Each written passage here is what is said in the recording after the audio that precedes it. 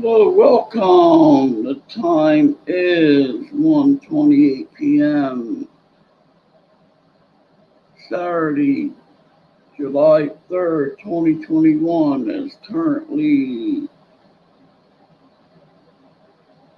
70 degrees out and a lot cooler than it was. Today's stream is going to be about bicentennial coins and why they were minted to commemorate the 4th of July and the signing of the Declaration of Independence. So I'll be looking up various coins and reading about them, and showing the coins that I are going to read about, the coins that are in my collection. So let's get on with the show.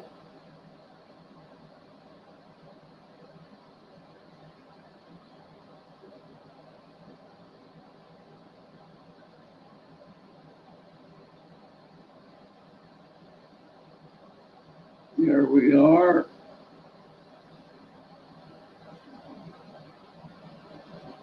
All right.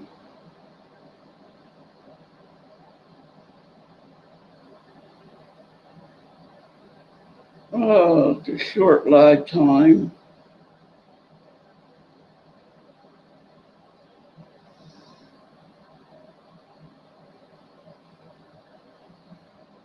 That went right over. All right. So to start out before we get some people in here, I am going to this is the bicentennial quarter, by the way. I'll be talking about the Freedom Train. I remember when that passed through my town, and all kind of stuff about the bicentennial, the fourth, and what everything means, to the best of my knowledge. But first, we gotta look at what I'm gonna see if this is a type 2 coin that I have of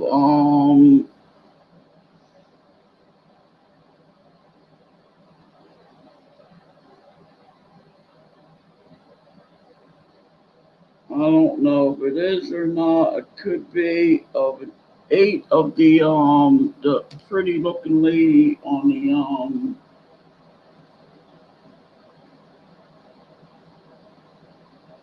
$81.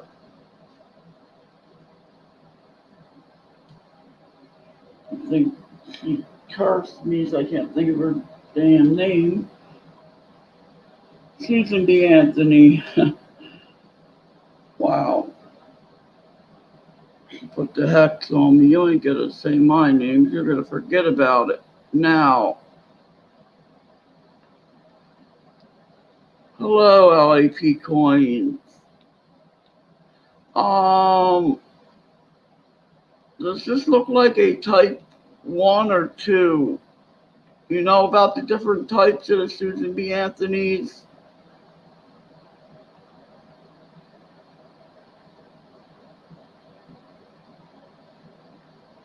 Let me turn that air off. I can hear myself.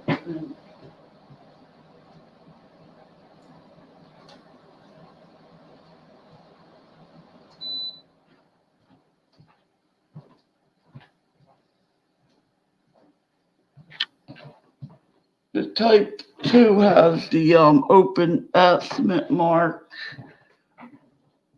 and the type 1 has a closed S.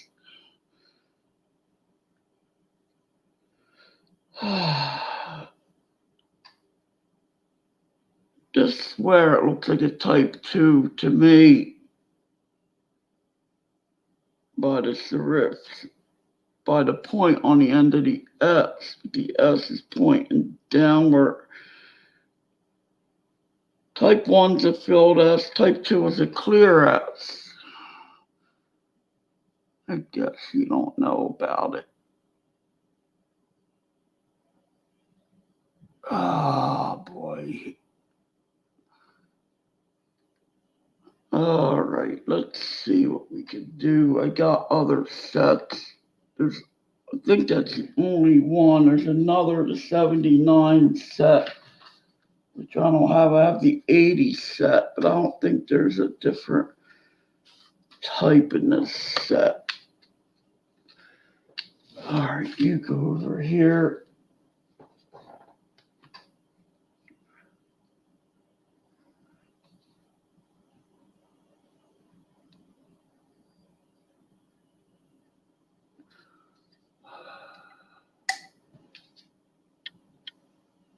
I got new glasses. They seem to be, well, they're not on now because of the screen, looking at the screen, but I should have got the better frames. He talked me into saying that getting the cheaper frames that are made by the same, they're all made in Japan, this and that, but them frames are junk. I would have rather paid a little bit and got the better frames. I can't tell what is what here.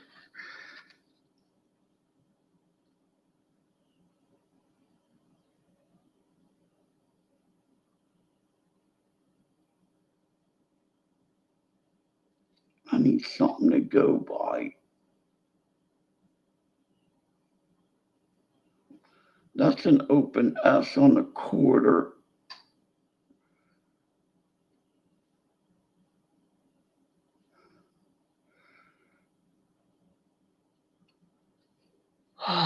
My glasses are all fogged up too. I don't know.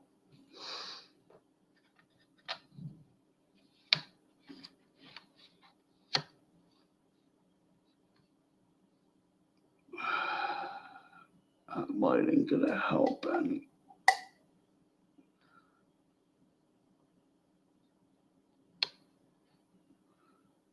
All right, this is gonna be impossible to do. Go out of focus. It's just reflecting the light more. I had it better before. Huh, I wonder what the heck happened there. It's still too high. We got the estimate mark. What am I doing? Oh my God. I gotta get LASIK surgery for these eyes. This is.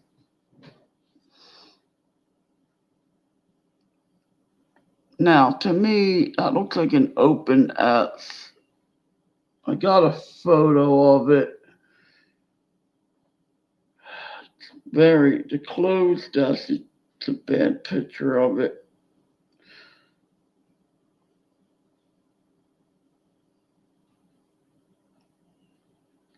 I wonder if there's any other markers to go by. This one will enlarge.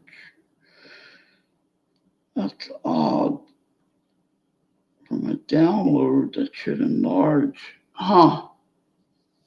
All right.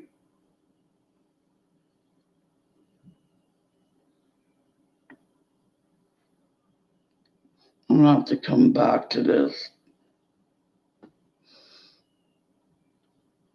Let me see if there's a type 2 in 1980. I don't think there is.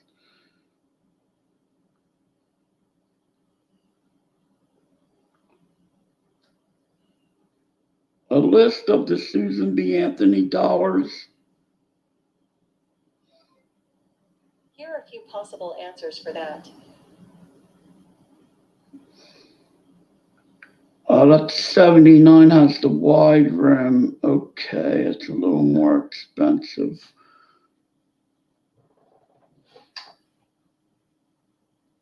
Let's see if we have that one.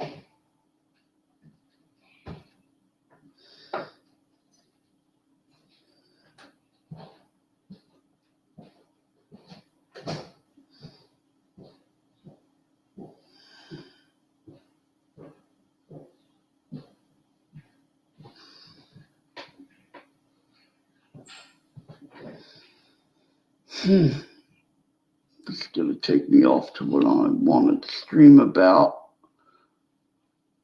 These glasses gotta be clean. I gotta get more tissues over here. I'll be right back.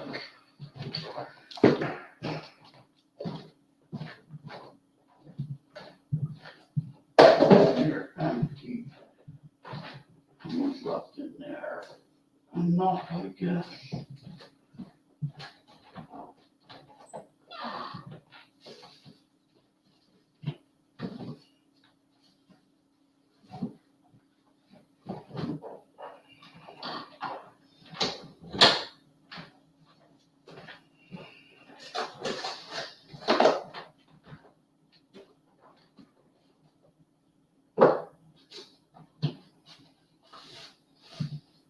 All right. Here we go.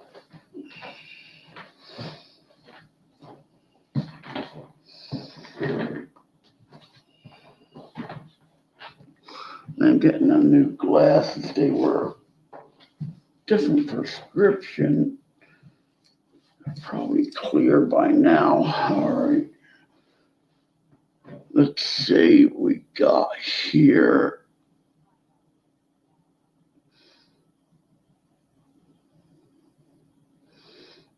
All right. I'm off of this right now. I'm going to get onto my stream, what it's about, and stick to it.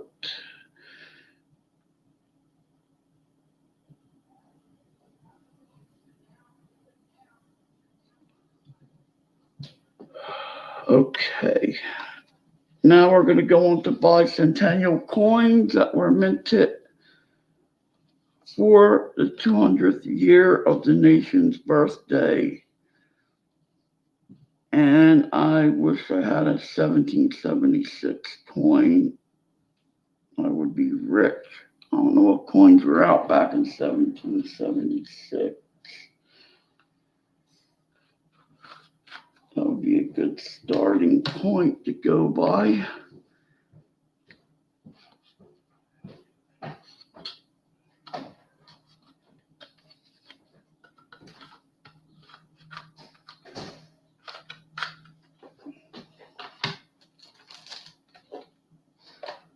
All right. We're going to start with this quarter right here.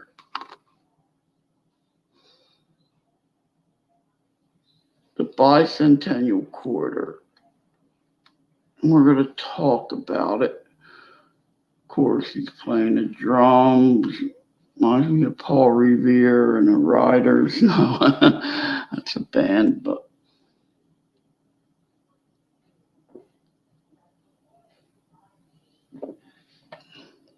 All right, and I am going to cheat a little and use Wikipedia.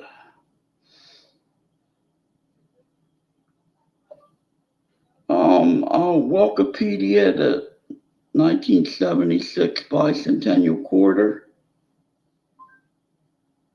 According to less than B greater than Wikipedia, less than B greater than. The United States bicentennial coinage is a set of circulating commemorative coins consisting of a quarter, half dollar, and dollar struck by the United States Mint in 1975 and 1976. All right. Here's the the quarter.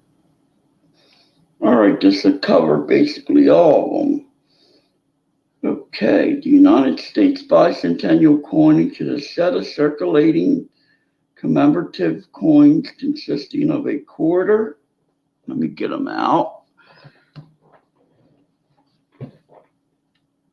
All right. Ike.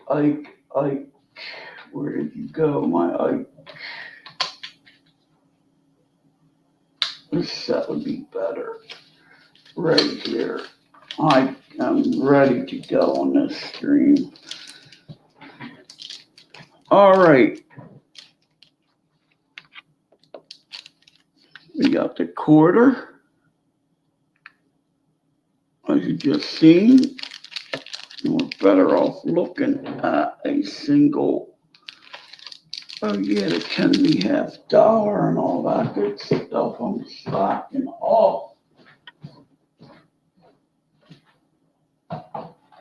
All right. I need this book here. These are in here. I think they're in here.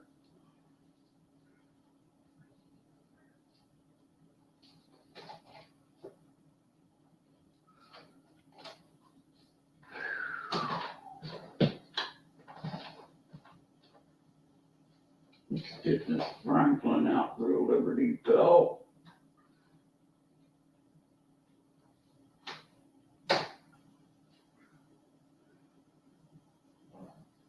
I love posting on holidays.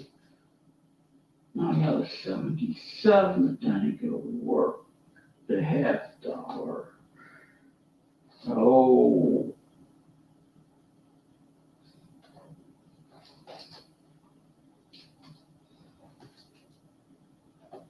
People that follow me are gonna know it's a holiday without the old egg out. I'm gonna have to.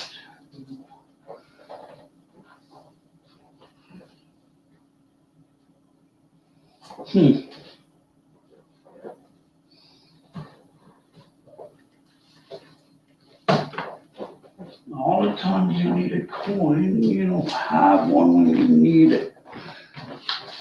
I think I've got it in here.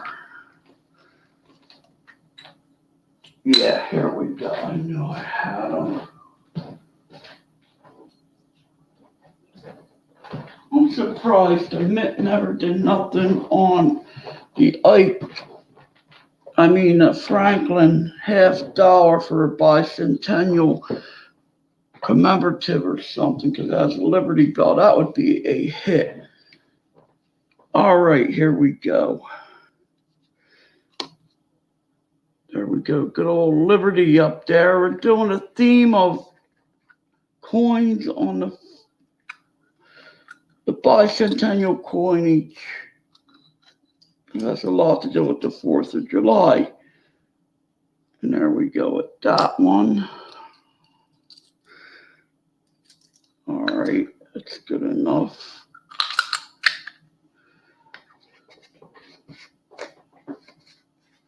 All right, here we go.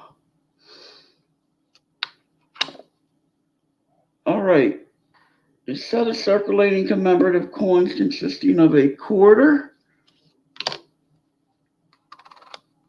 which is right here,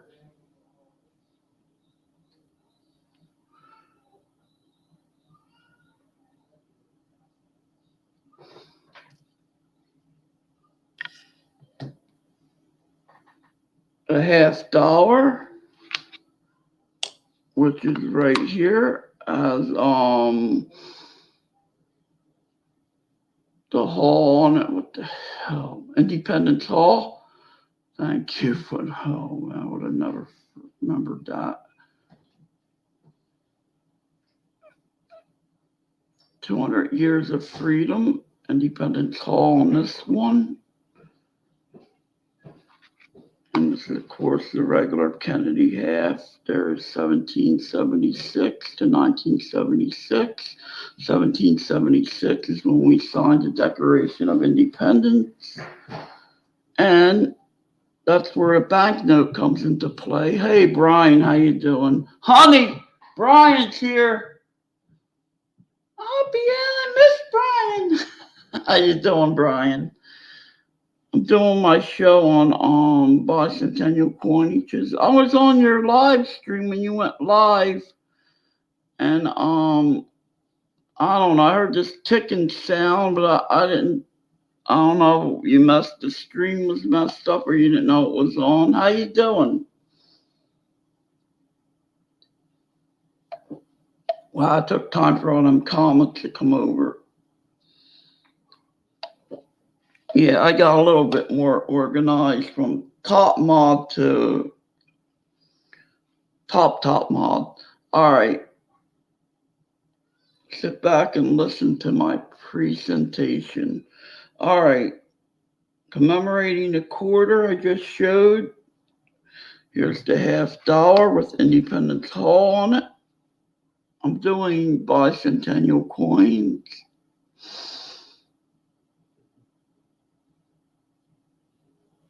And we have the dollar, which is right here, the Eisenhower dollar. This one's in a wrapper.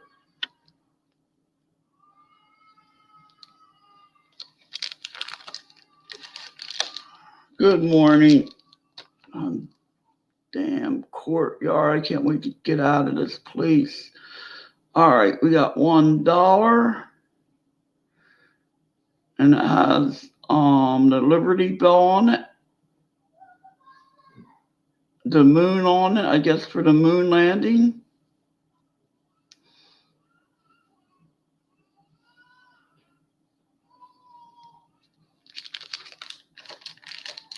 Yeah, sound travels so much in that courtyard. It's unbelievable.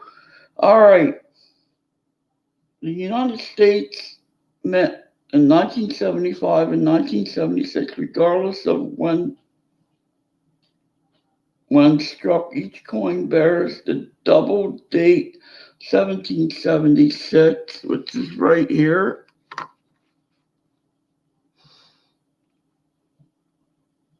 To 1976 on the normal obverse for Washington quarters, Kennedy $50, and the Eisenhower dollars. There's that. Here's the quarter. So you know when you have a coin that looks like this, it's a bicentennial coin. And that's the reason it was minted for the bicentennial 200th anniversary of the signing of the Declaration of Independence and of our country being independent from the British rule. All right. No coins dated, Washington, Kennedy, nice. No coins dated 75 or any three denominations were minted.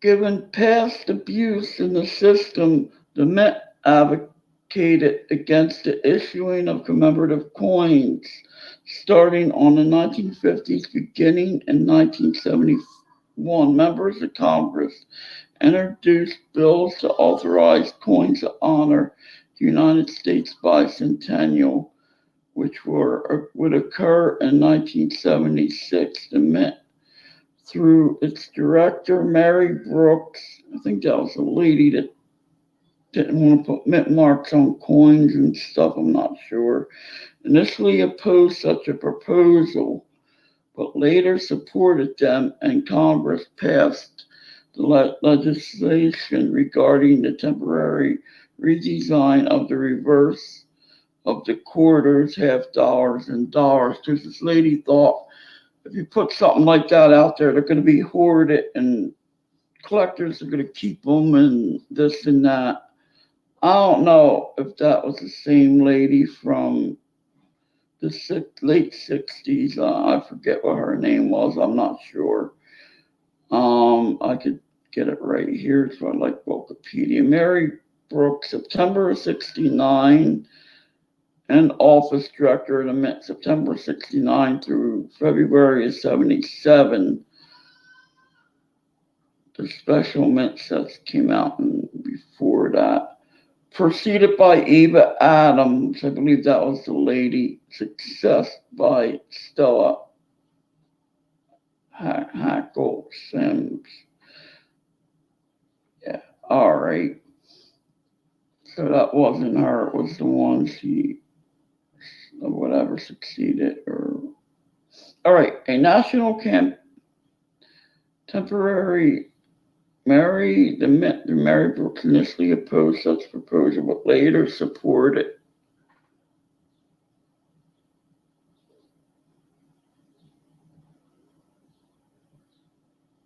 And nationwide, later supported the reverse design of the quarter, which would be this.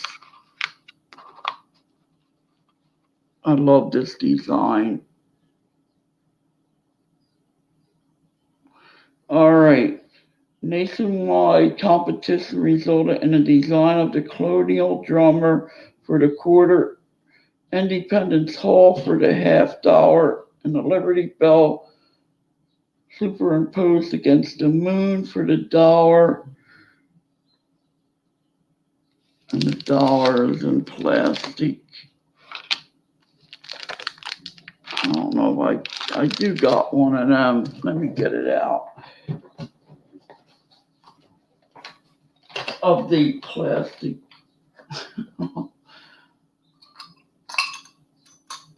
These are a pain. Here we go. Perfect. I don't need that damn cellophane wrap set. All right. And there we go. Yeah, I assume that people know all this stuff, but a lot of people don't, especially from other countries, you know. And they should, yeah, usually they do a competition here, hi ho, when they want to put a new design on a coin. And a lot of the ones that they didn't pick were awesome designs, which I would have rather have had some of them on the coins.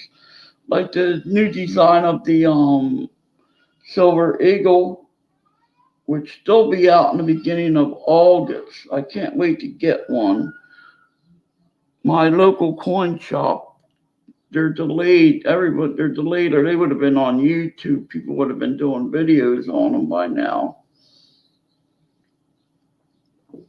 The only video I've seen was from the U.S. Mint, where they did the first striking. The director and somebody else was there. There's three people there that struck the gold eagle and the silver one with the new design. All right.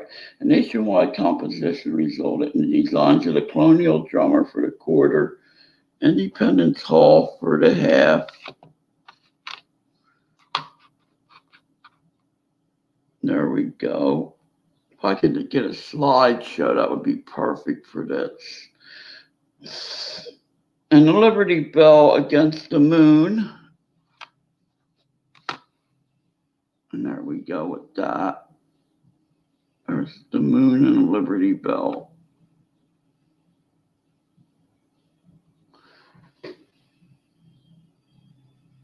Superimposed against the moon for the dollar. All three coins remain commonly today due to the quantity struck.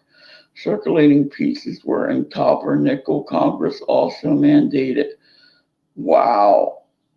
Is that billion? 45 billion parts. Wait, 1, 2, 3. 45 million. Yeah, I think it was billion. 45 million part silver pieces to be struck for collectors. That's a lot. The mint sold over half of the part silver coins before melting the remainder after withdrawing them from the sale in 1986. I guess they went on sale on the mint website.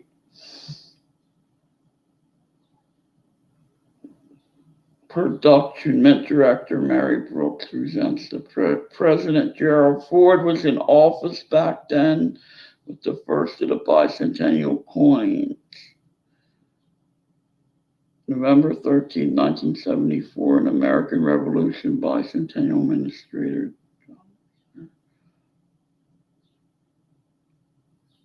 On August 12, 1974, the three designers were at the Philadelphia Mint where the ceremony operated the presses to strike the first coins bearing their design. These prototypes were exhibited under the armed guard of the American Numismatic Association. They'd be worth some money. Of the ANA convention in Florida the next day. They differ from all other bicentennial coins and that they were struck in silver proof without mint mark. Wow. Other silver-proof coins bear an S mint mark as struck at the San Francisco assay office as the San Francisco Mint was then known. Coins struck at Denver Mint on the obverse pieces lacking the mint mark were struck at the Philadelphia Mint, such that these prototypes were presented to President Gerald Ford, counselor to the president, presiding Annie Armstrong, and director John Warner of the American Revolution Bicentennial Administration, the successor to the ARBC, American Revolution Bicentennial Commission, I think that means. All other first strikes were melted with copies not even kept for the national numismatic collectors. The Met believed that it was required. All right. That goes on and on. Yeah, it's about just sit back and listen. That's all you got to do today. And it's about our bicentennial coinage, which has to do with the Declaration of Independence and the Revolutionary War and how we won our independence from Great Britain. All right, now we're going to get on to a banknote that's my favorite banknote of all. Is the 1976, which I got the perfect one to show for this.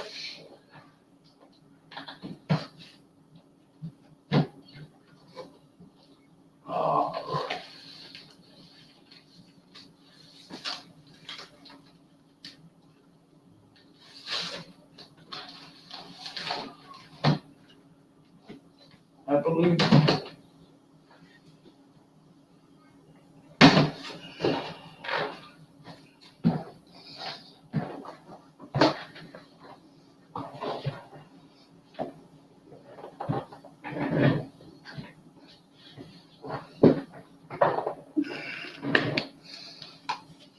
all right, 76 was a great year. I've seen the Freedom Train.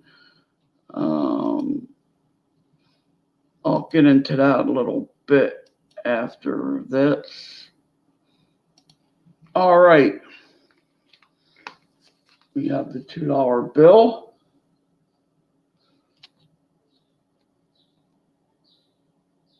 This is the 1976. What makes this one special is that on the reverse.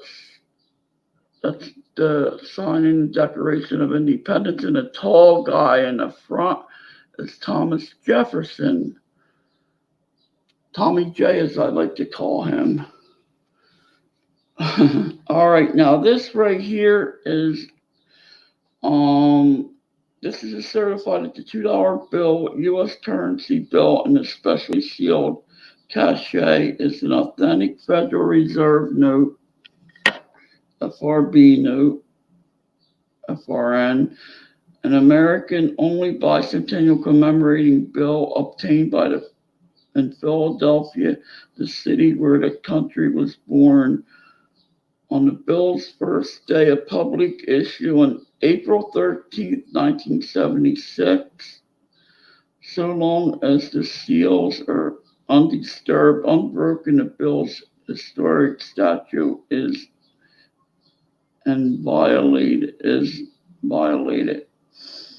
All right, Chairman of the Bicentennial Council of the 13 original states, I believe it's Walter something, signed these.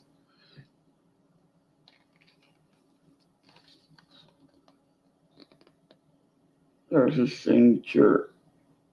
It looks like Walter, I'm not sure. And William, I don't think that's the, this is my favorite. I love $2 bills. And I brought this one out. I got two of these in leather holders. They're nice. I got them at my coin club auction.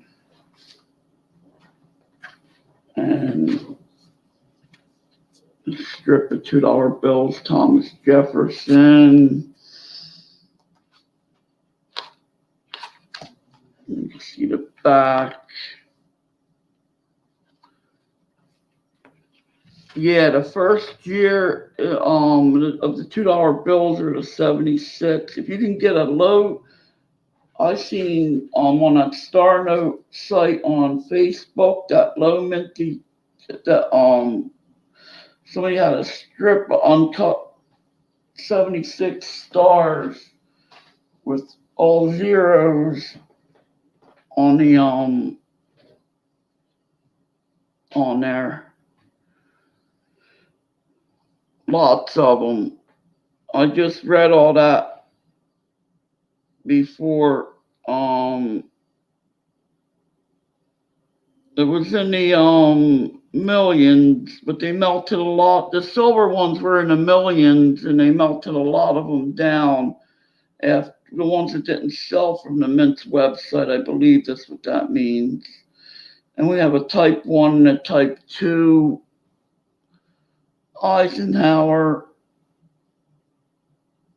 but that's a different topic. All right, let's find $2 bills.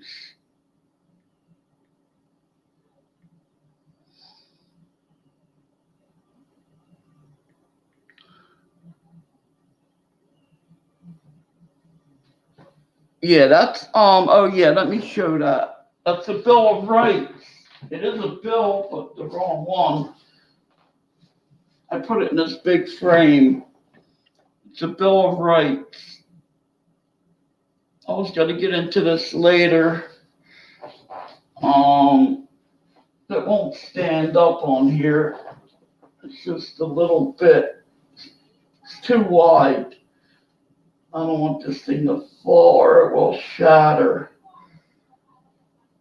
There we go. Yeah, that's a Bill of Rights. I framed it. Frame's kind of big for it. Yeah, I got that from the Philip Morris Company way back in the 80s. And I still got it. All right, 76.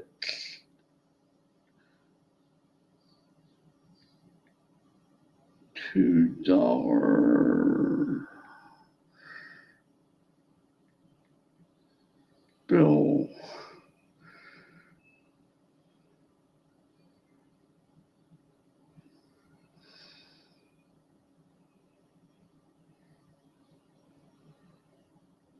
All right, the United States. That's a real one. Don't tell nobody. All right, let's get.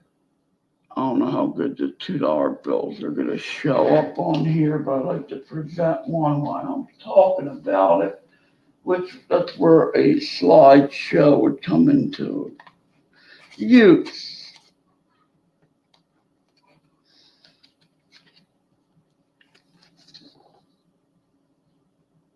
Come here, Alex, and hold this up. There we go. All right, a current denomination United States currency, a portion of Thomas Jefferson. That ain't what I want. Let me get another $2 bill that's not in that thing.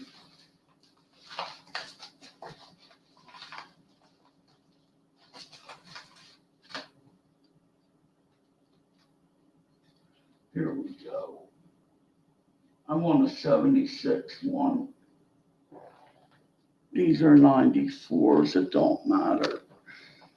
Well, it does matter because I have to show a 76 one. All right, I know where they're at. Cut me down the size.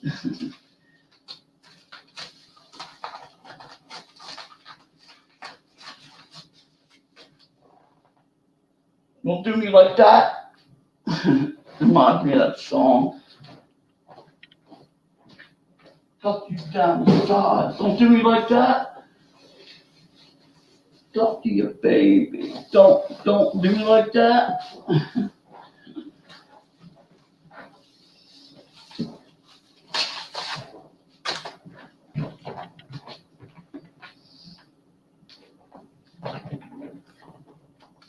All right, here we go. All right, let's get on with the show.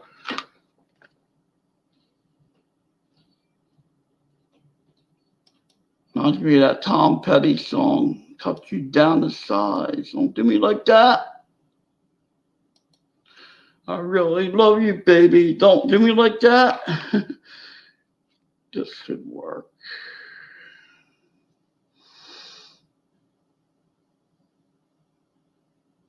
All right.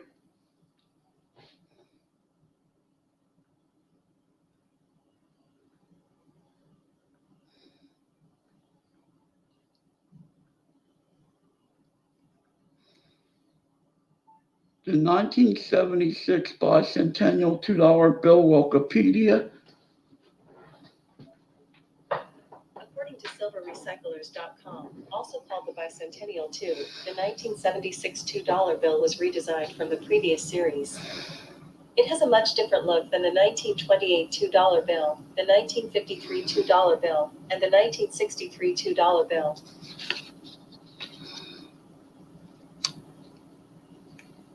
And there they are signing. Oh, this is showing up perfect. Look at that engraving.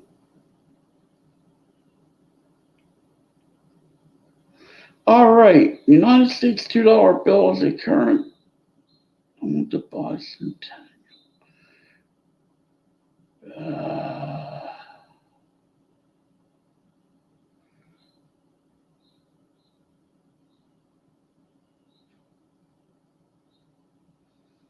Here it is. Also, why is the 76 $2 bill called a Bicentennial bill? Also called the Bicentennial 2. The 1976 $2 bill was. Oh, my new glasses. That's why I got them. Also called the Bicentennial bill was redesigned from the previous series, and it has a much different look than the 1928 $2 bill and the 1953 $2 bill and the 63 $2 bill. Americans were interested in this bill because it had been a long time since paper currency was redesigned.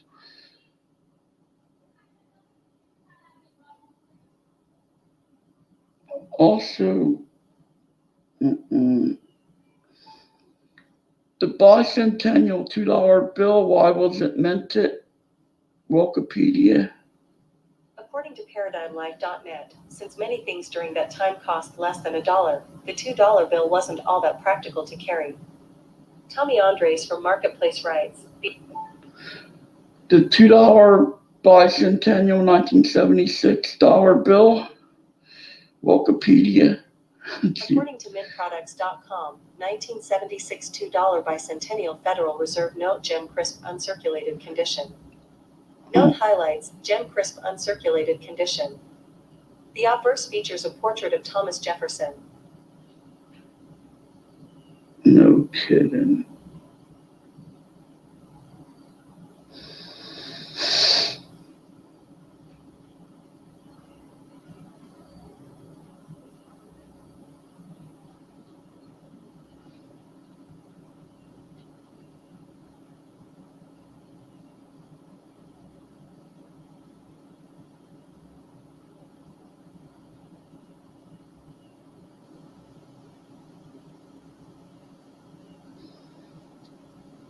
I'm looking for the good article to read.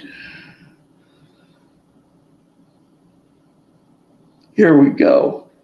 Stamps and bills. I have one with a stamp on it.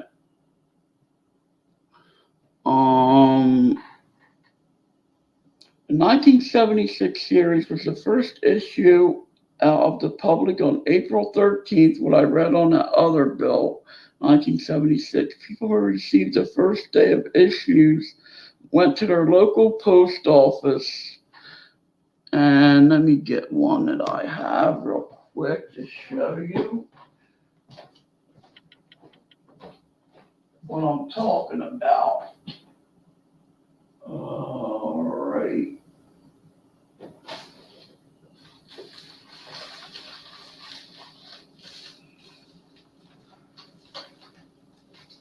Okay, what bag were they in?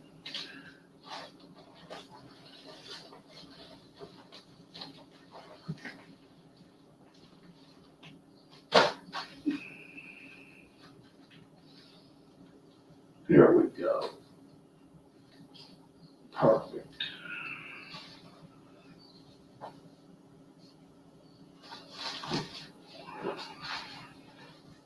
The perfect article.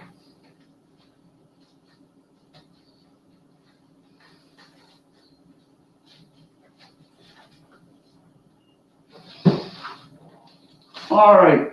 Some of you might have seen $2 bills with stamps on them. Back when they came out, you could take them to your local post office and get a stamp put on them. Let me put this back in the sleeve. These glasses are, well, none of them are good for the computer.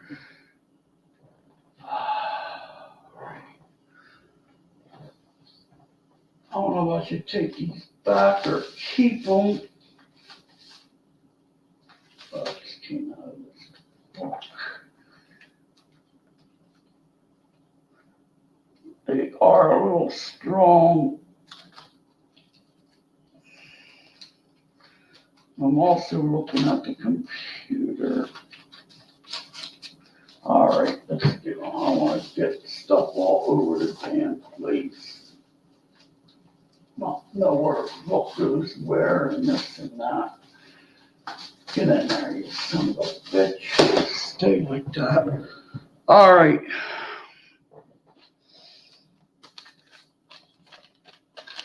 And there we go.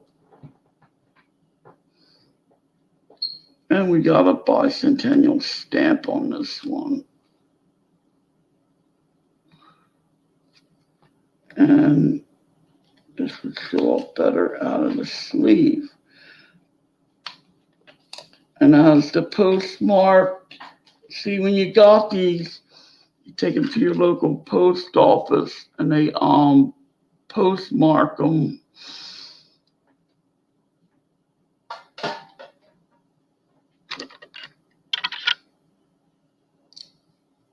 In April.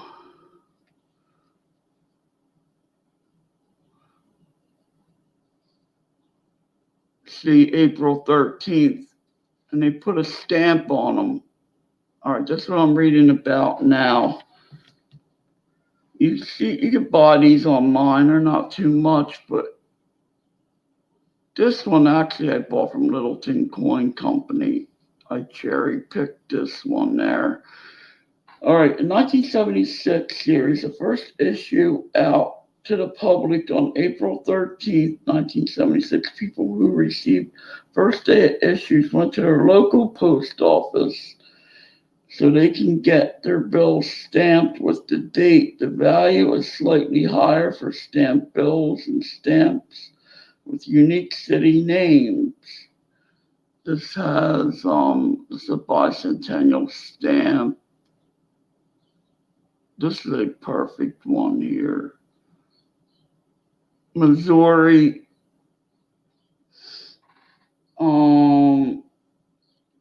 Star notes are replacement notes that have stars before the serial numbers. They were both common. Why are they going into star notes? Well, that ain't a big article, but that's basically what you do. You took it to your, hey, Plumber Stacker, I'm doing a bicentennial stream about coinage of the bicentennial era. sit back and listen and enjoy.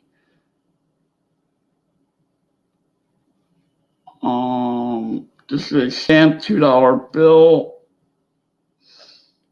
back when they came out in 76.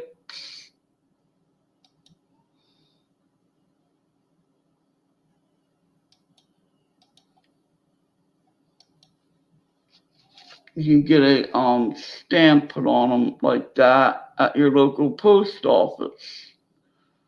That's a 76 note, Thomas Jefferson, but this is the important part of the note with them signing the Declaration of Independence. That's what the whole holiday is about, our freedom from British rule on Independence Day.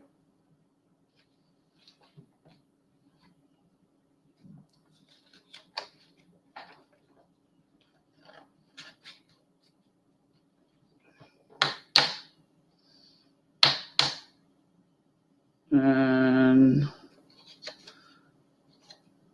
you want to protect them in a sleeve. All right. That's as far as banknotes goes. All right, now we're going to get into some Centennial coins. Just got to go back over there. All right. You have different Bicentennial sets that came out. I read about these earlier. It's a 3-coin set.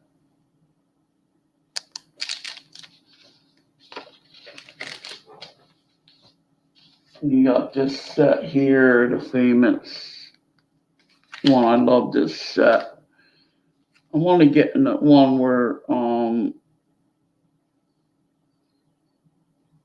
I had a type $1 in here. There's 2 different types, I think, in it. Out of type $1, and that's a silver proof bicentennial. So the quarter falls out of the case that covered up. This is the reverse. Hello, Movada, what's up?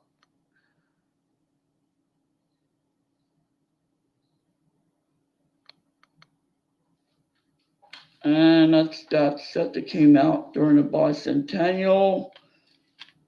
I'll be getting into the Freedom Train and all that good stuff. Where'd the rubber band go? These are my new glasses I got here. Not them, they're reading glasses. These.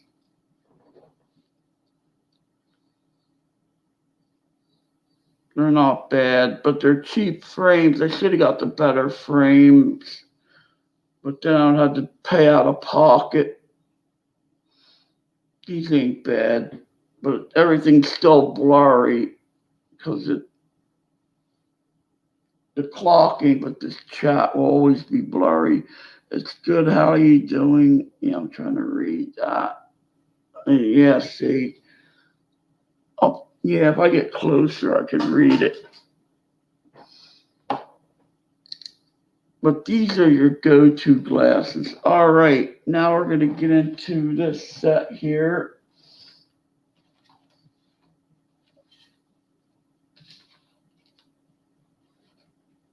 Oh, by the way, happy 4th of July weekend, everybody.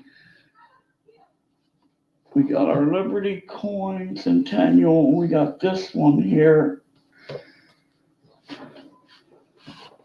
I should have a red, white, and blue shirt on. This is the United States Constitution coin. I believe this has something to do with the 4th.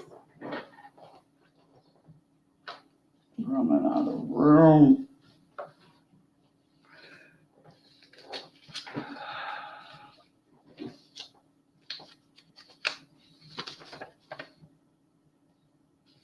All right. Patricia Elmer. That's the artist. The under design here by certified. This coin is a genuine. I don't want all that.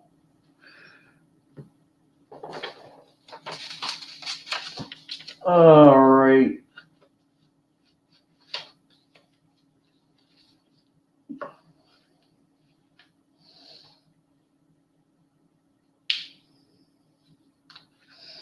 It's we the people,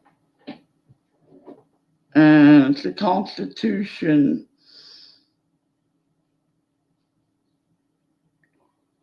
200th anniversary, 1787 to 1987. It's that one there. We the people. All right, let me look that one up. I believe that might have something to do with the 1787 to 1987 constitutional coin, Wikipedia. According to moderncommemoratives.com, the 1987 Constitution silver dollar was issued to celebrate the 200th anniversary of the United States Constitution, which had been adopted on September 17, 1787. All right. Well, we'll read about the Constitution, history of the Constitution. Here we go. United States Constitution Bicentennial commemorative coins. Bicentennials in there. A series of commemorative coins which was issued by the United States Mint in 1987. And here is one of them.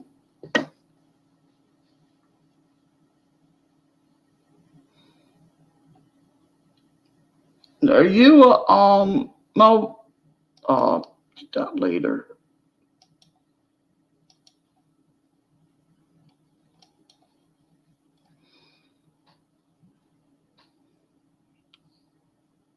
And there we go. We the people, in God we trust. Yeah, it's early over there. That's right. All right, hi ho. You it's the 4th of July over there already. You're a day ahead of us. Do you celebrate over there, hi ho, with fireworks?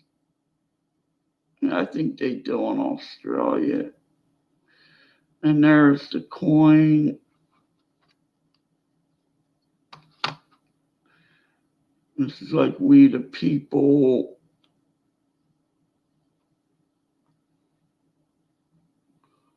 The starting bid of a dollar. I hear two. I'm just kidding.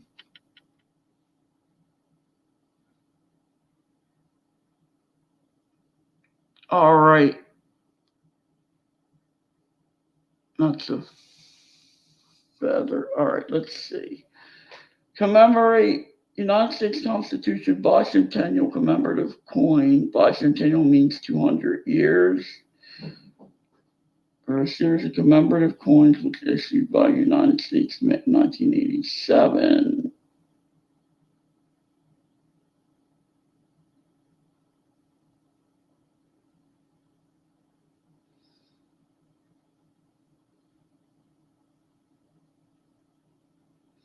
All right, this one became a flop. I'm going to talk about the Freedom Train. At least I showed my coin. The Freedom Train, I could tell you a lot of stories. It's the first time the Liberty, I think that was the last time the Liberty Bell was moved out of Philadelphia, was during 1976 with the Freedom Train. It passed by where I grew up. I grew up near the train tracks, and we all had our cameras there. Me and my friend had our 35 millimeter cameras. All right, Malvado. And the Freedom Train, Wikipedia. According to Wikipedia, 2 national freedom trains have toured the United States, the 1947 to 49 Special Exhibit Freedom Train and the 1975 to 76 American Freedom Train, which celebrated the United States Bicentennial. Yeah, let me get some photos of that. I'm going to show you a photo of it. Well, I'll read about it first.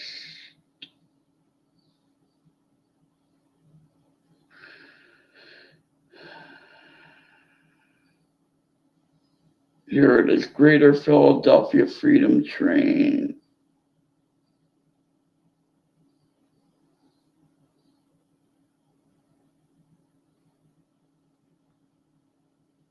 It's not readable.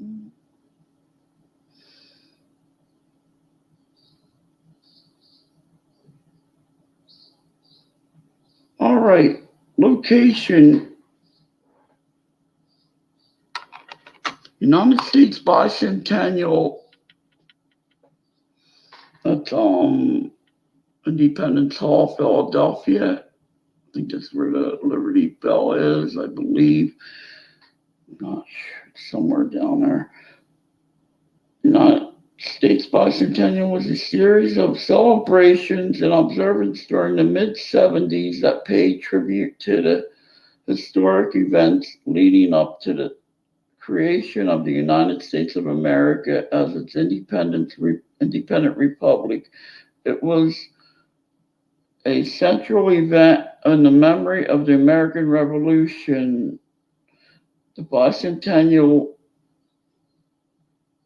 commemorated on Sunday, July 4th, 1976, with its 200th anniversary of the adoption of the Declaration of Independence.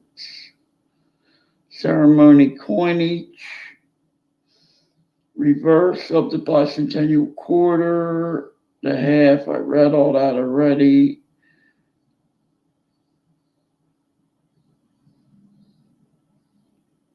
All right. The Freedom Train. The United States of America has seen 2 national freedom trains in its history. The first train traveled the celebrating our rights, responsibilities, and freedoms. Shortly after World War II, William Koblenz, an assistant director in the Department of Justice, toured the national. Moved by what he saw, Koblenz felt that many of these exhibits, which, plus more. All right, the 1975-76 American Freedom Train, the second Freedom Train in the American Freedom Train toured the country in 75 to 76 to commemorate the United States' bicentennial. The 26-car train, that's the one that passed by and they stopped, slowed down real slow. I was about 15. I had my Minolta 35 millimeter camera, taking pictures. That's a funny story right there. My friend was with me. I believe he had an older camera, but my camera, back then they just started with quick load cameras with the 35 millimeter film, which you just put it in, shut the back, and it loaded the film. Mine was the other load where you got to manually load it. And I didn't have the film on the spool right. All them pictures I took, the film wasn't even advancing. I opened the back, tried to rewind it. The film was just like I put the roll on the camera. I was so mad. But my friend got great pictures of it. He had an old Voigtlander camera, an old German camera, had bellows on it. That sucker took some good pictures. We used to develop our own in the darkroom and stuff. But I was so mad that my film was not advancing. I think I had a roll of 36. Back then we took slides. Oh boy. But all the pictures I took back then got lost now anyway, but that was a heck of a day. I had I would have but what happened, it happened. The 26-car train was powered by three newly restored steam locomotives. The first to pull the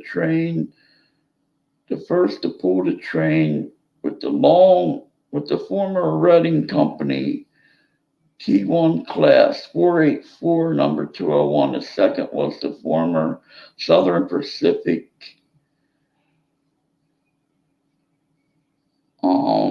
4449, a large 4-8 to 4 steam locomotive. That 4449 represents four wheels with 9 wheels or something like that. You got your 2 wheels in the front, and that's what the numbers meant, how many wheels was on the locomotive. The old steam ones anyway. A large 4-8-4 steam locomotive. This is still operating in special excursion services today. The third was a former Texas and Pacific 210-4. 2 wheels, 10 wheels, and 4 in the back. I know that means the wheels, something like that, which pulled the train in Texas due to the light rail loading and track condition. On the Louisville-Nashville Railroad, diesel hauled the trains from New Orleans to Mobile, Alabama. Diesels were also required in Chicago after the steam locomotive derailed, attempting to negotiate tracks by Chicago lakefront. Neglected tracks. The train itself consisted of 10 display cars converted from New York Central baggage cars. They carried more than 500 treasures of the Americana, including George Washington's copy of the Constitution. That's what else. The original Louisiana Purchase. There's a lot of famous things on this train. The original Louisiana Purchase. Judy Garland's dress from The Wizard of Oz. I don't know what that was on there for. Joe Fraser's boxing trunks. Martin Luther King Jr.'s pulpit and robes replicas. And Jesse Owens' 4 Olympic gold medals from 1936. One of which was stolen somewhere along the way. A pair of Wilt Chamberlain's basketball shoes and a rock from the moon. Its tour of 48 congressional states listed April 1st. Lasted from April 1st, they didn't mention a Liberty Bell.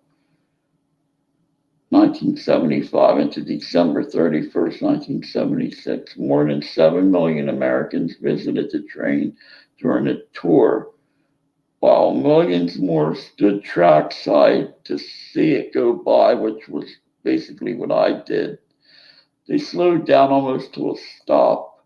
The tour began in Wilmington, Delaware, and headed northeast to New England, west through Pennsylvania, Ohio, to Michigan, then around Lake Michigan to Illinois and Wisconsin. From the Midwest, the tour continued westward, zigzagging across the plains of Utah and then up to the Pacific Northwest from Seattle, Washington. The tour then traveled along the Pacific coast to Southern California. The train and crews spent Christmas 1975 in Pomona, California, decorating the locomotive with a large profile of Santa Claus on the front of the smoke box above the front coupler. From 1976, the tour continued from Southern California eastward through Arizona, New Mexico, Texas, and turned north to visit Kansas and Missouri before traveling through the Gulf Coast states. Then north along to Pennsylvania. The tour continued southeast to New Jersey. That's where I've seen it. Then south along the Atlantic coast, before final ending December 26, 1976, in Miami, Florida. The last visitor went through the train on December 31st, 1976. In early 77, National Museums of Canada bought 15 of the cars from the 78 to 80 tour across Canada discovered train, a mobile museum. And that was the Freedom Train. I'm surprised it don't have the Liberty Bell, or I missed it.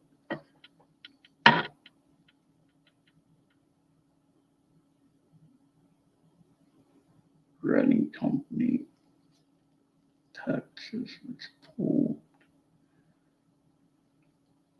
I know the Liberty Bell was on the Freedom Train overview. I never knew there was that 47 to 49 one. That was before my time.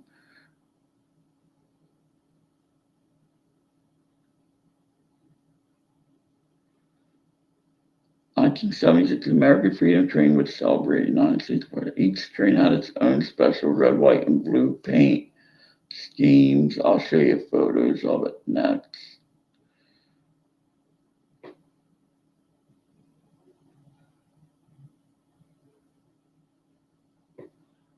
Let me get better photos. Photos of the Freedom Train in 1976. I pulled up some images for you.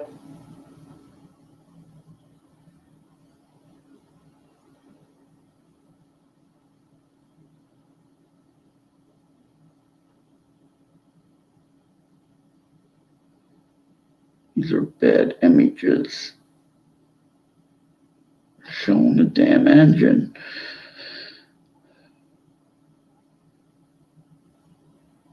Let me get some good ones. Photos of the Freedom Train cars. Here we go. Here's a good one. This is basically what it looked like. I'll show you. It's a piece of history I was glad to see go by, which seeing it makes up from taking. So what the film did in advance, I got to see it. And that's basically what the cars look like. You know, they had windows and the Liberty Bell, that's a Liberty Bell there, I believe.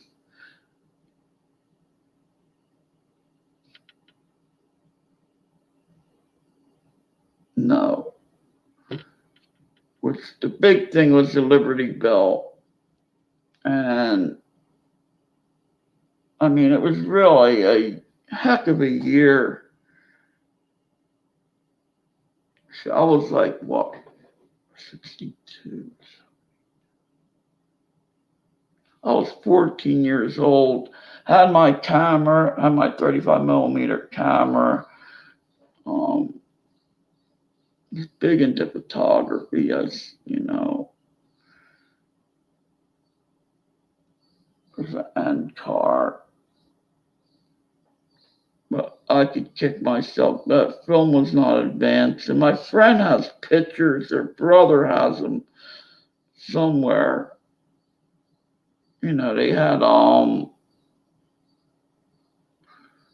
carried, I guess, stuff to represent freedom, you know, Martin Luther King and stuff like that on there.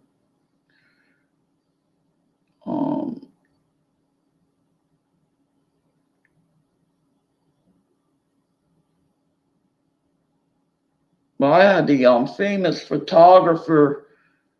He was shooting pictures at us, and I got a picture of him. That photo is still in my mind.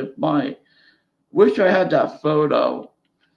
I forget what it. He probably worked for one of the Time Life magazines or something back then. But it was weird. You know, people stood along the tracks, waved as it went by, and We had a big crowd where I was. I remember seeing when they moved Bobby Kennedy's coffin to Washington.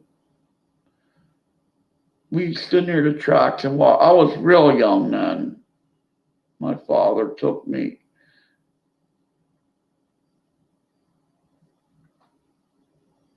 And it had all kind of cool stuff in it.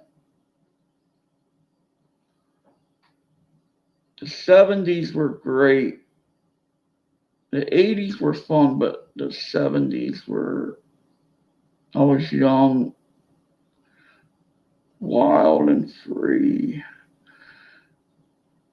I even got a red, white, and blue forklift.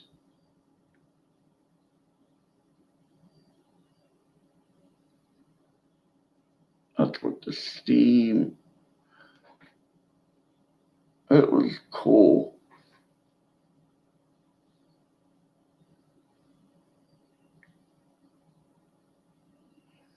Let me see something here if I can look up. All right, so that was the Freedom Train. Most of all, the holidays about independence,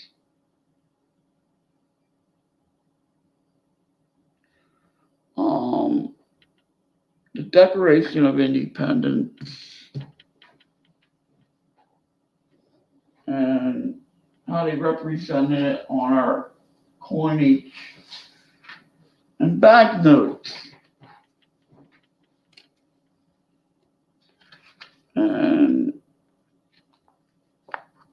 now that's a big part of history. The Declaration. It's more about, this is what the 4th is about, the Declaration of Independence more than anything else. Our freedom from our independence from rule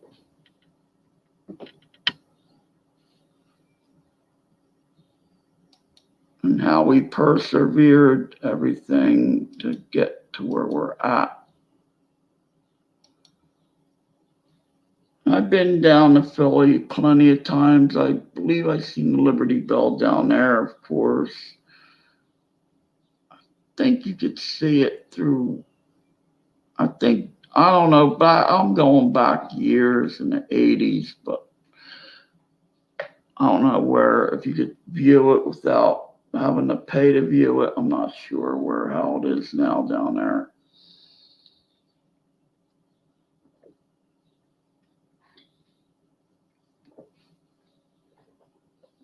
Don't all applause at once.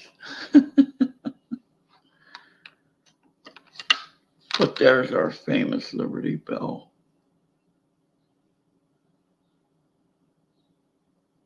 Now we're just interested. Is that full bell lines? It's worth more. It's a shame how the grading companies, and also a different topic in itself. But you got to look at what's on the coin. I never got a coin graded. I got graded coins, but that's full bell line, this and that. Gotta read about the coin, this and that. Get more into the coin instead of worrying about are the lines correct.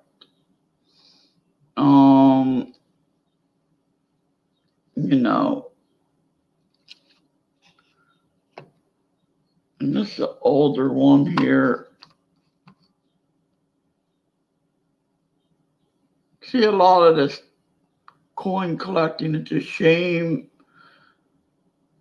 Turn more into greed, and you gotta learn about it.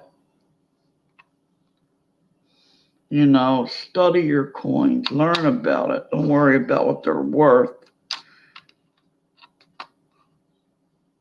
Just learn about them. It's a simple quarter. There's so much here, enough to write a book about if I wanted to on that one coin right there, I mean, if you want to worry about money, just buy yourself 10-ounce gold bars and get it over with. Then you'll have money, That's the way I'm looking at it.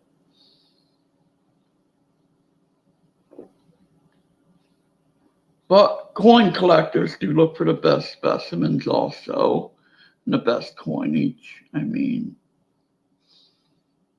But you got to remember what it's about more. Just don't try to forget what coin collecting is about, why you collect, and what started you to collect. For me, it was kind of greed. Not like greed, but yeah, it was greed. Either it's greed or not. I just liked the little gold ingots to wear one around my neck. Is what got me into buying that stuff, and didn't end up like that, but it ended up as a good hobby I got into when I first started collecting. And seen that one, and that one, and that one. All right. Now, the Constitution, trying to, here's another one here. This is the Liberty coin.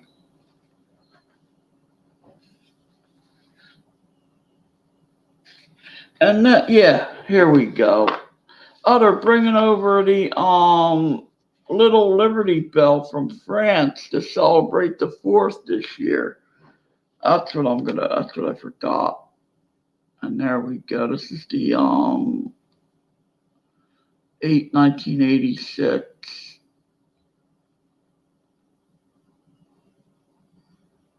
And that's the freedom. That's a whole nother thing with France. They gave this to us as a gift. And it can go on off branch to this right here.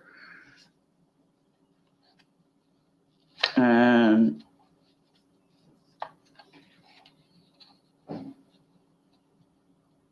that's what I want to read about next. And this is the half. You see a lot of these around. That goes with the other set. There's a gold one. There's a 3-coin set if you wanted the whole set. And this is Ellis Island.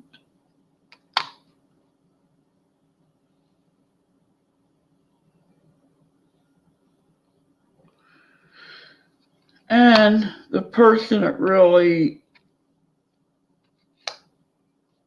made a lot of this possible is this guy right here. Where did he go?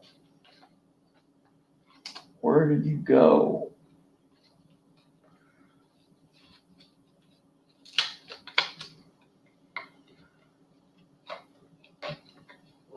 This guy right here, George Washington.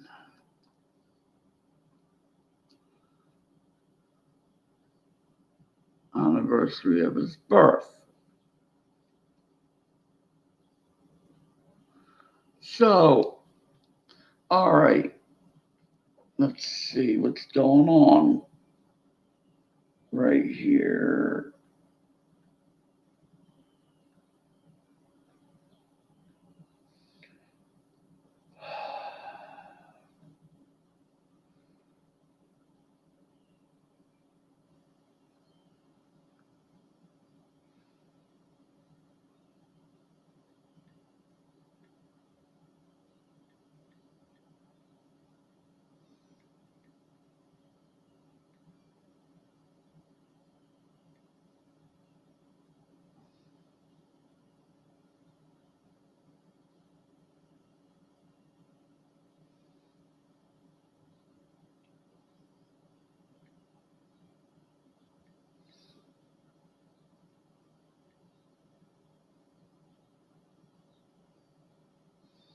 Here we go.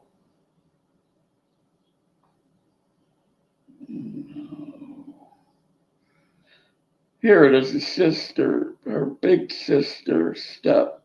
This is it. Yahoo. Many Statue of Liberty reacts to big sister steps to New York Harbor. A replica of the Statue of Liberty. I can put these glasses on to read this.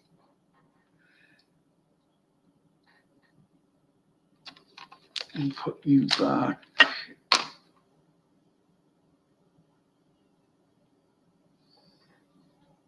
A replica of the Statue of Liberty is installed on Ellis Island across from her big sister in New York Harbor.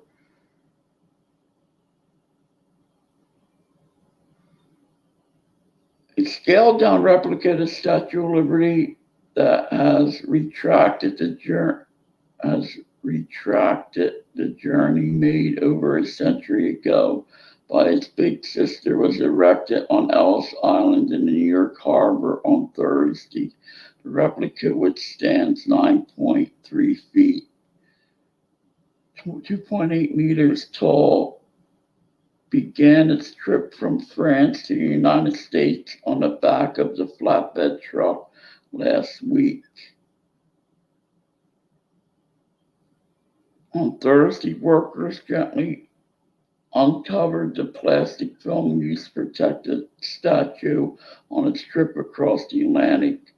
The work is being loaned by the Museum of Arts and Crafts in Paris to the United States for 10 years in a gesture aimed in cementing Franco-American friendship. It's a symbol of the friendship between the French and the American people, but it is also a reminder of the importance of the message of liberty and enlightening the world, which is the name of the statue, said Phil something, France ambassador to the U.S. at an inaugural ceremony. This is the essential importance of freedom in our democratic inside our societies, and our democracies inside our societies and also in the world.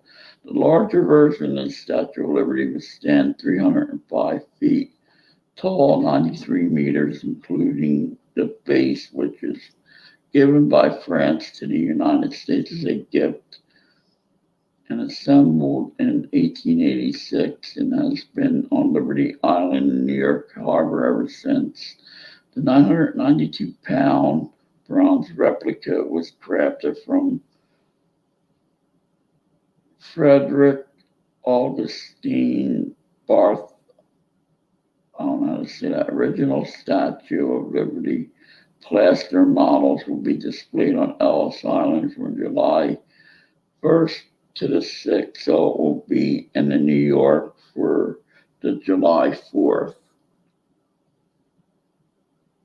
Hi, Jeff Dunn. How you doing today? Good to see you.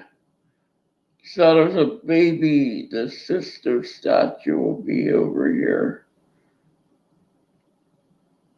It will move to Washington, and then we'll move to Washington. We found it so important to have the meeting, blah, blah, blah, blah. Maybe we can have a video on it right here. Here we go. Let them do the reading.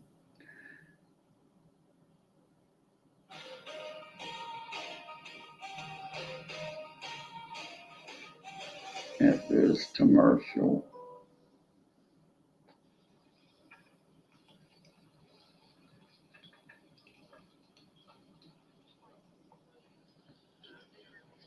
Wait, let me pause this.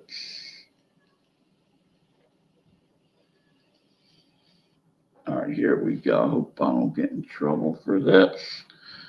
I don't think I will. Man.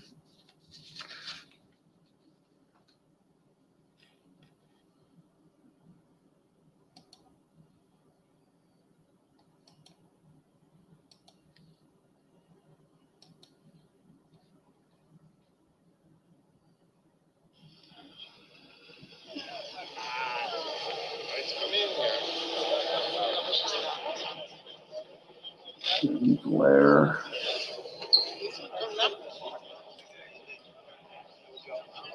This statue, which is obviously much smaller, because it's just under 3 meters and it's 450 kilograms, is also the statue by the same sculptor, because it was cast on the mold which has been used by the sculptor Frédéric Auguste Bartholdi to create the Statue of Liberty in the 1860s, 70s, and 80s.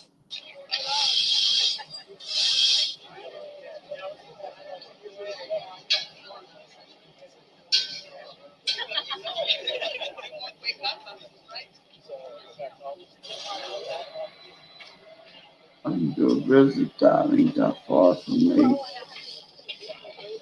Oh, they're gonna have a big force this year. The final destination is Washington. It will be a Statue of Liberty for Washington, for the federal capital. But we found it so important to have this meeting between the little and the big sisters, my arm's especially getting on the tired. 4th of July. And then on the 14th of July, which is our national day, the Bastille Day, it will be again Bastille inaugurated, Day. but in Washington. Not Bastille. Yeah, I was gonna read about that. They have in France.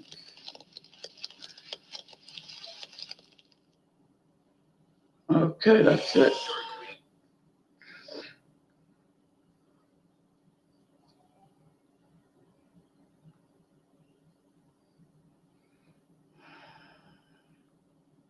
You know what I want? Blueberries, whipped cream, and strawberries.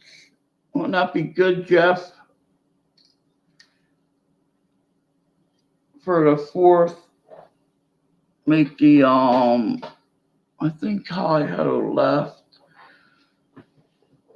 That would be pretty cool. Thank you.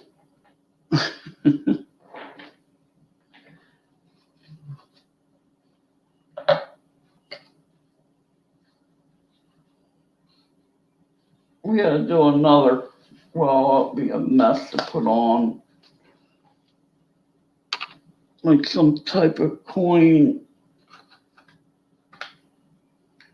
Like we used to have seminar weekends. They were fun. Weren't they fun? You still here, Jeff? They were fun.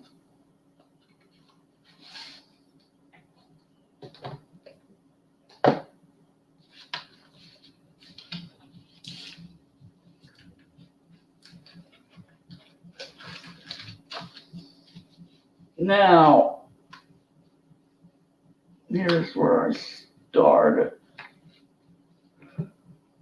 Do you know the difference between a type 1 and type 2? Susan B. Anthony. I know one's a filled S and one isn't.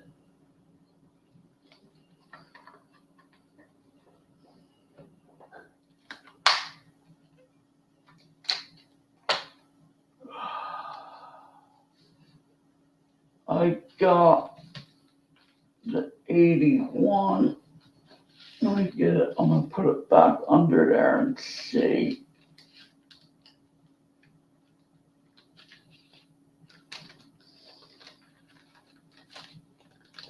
If it's a filled, I can't tell. It's so close. I need to see one. I don't know. I need to see one with an open S to compare it. Maybe it was on this one.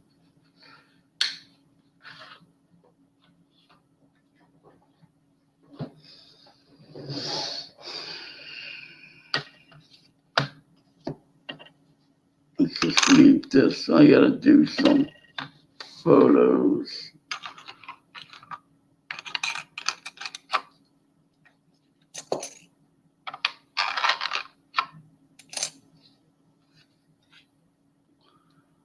I'm gonna put it back up here again and see if I can figure this out.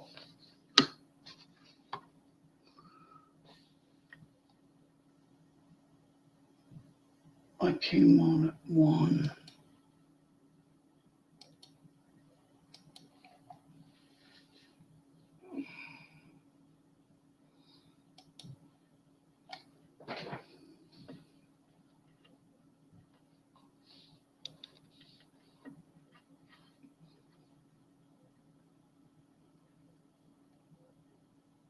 What's that look like to you? Can you make that out?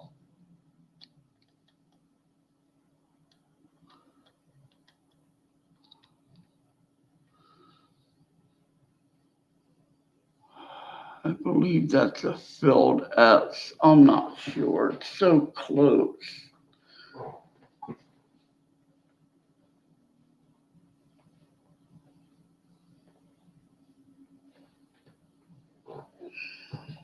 I went to the gym one day this week,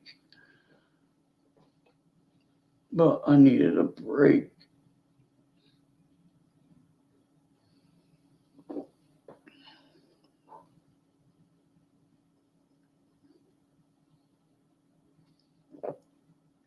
Let me put that back here.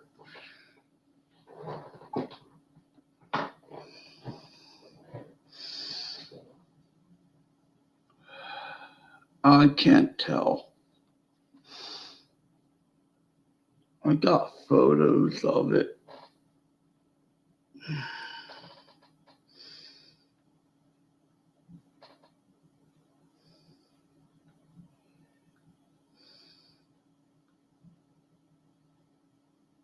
That's my photos.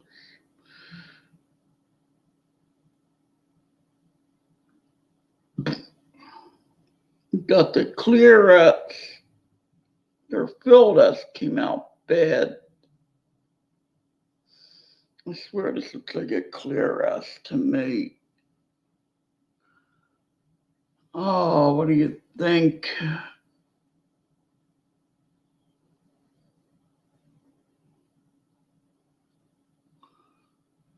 And I don't think you could tell by that. Everything else lines up. They're close to the rim. I don't know if you can tell by the numbers. I don't know if this is a type 2 or not.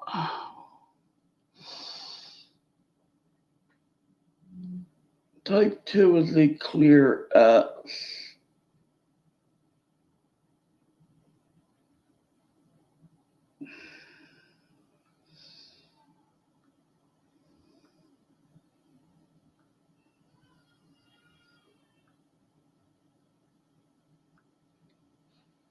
Photos of a type 2 Susan B. Anthony dollar. I pulled up some images for you. I didn't give a year. Here's a 79. I don't think I got that year. I got the 81. Yeah, I do got the 79. Type 2. This ain't a big difference in price.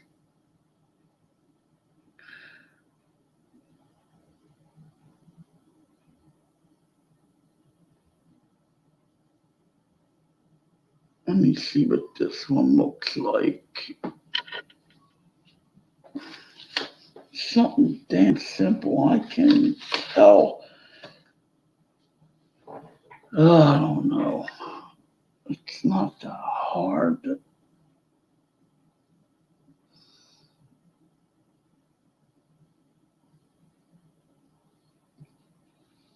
This could be a filled S.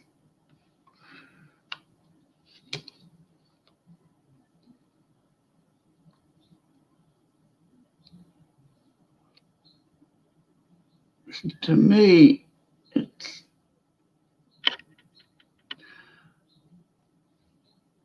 the top of the S goes in a straighter line.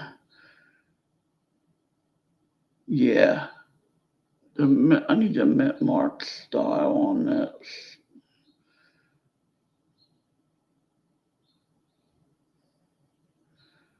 Oh, here's a better photo.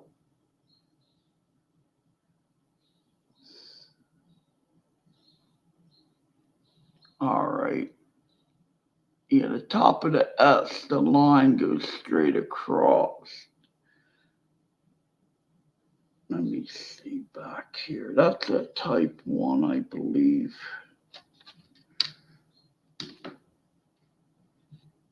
I have a lot of stuff to look at and a lot of sets I didn't really. Yeah, see that line goes down, but they didn't show that on the damn. When I looked up this year, the 81 didn't show the straight line. It's a price difference. Don't have it. Let me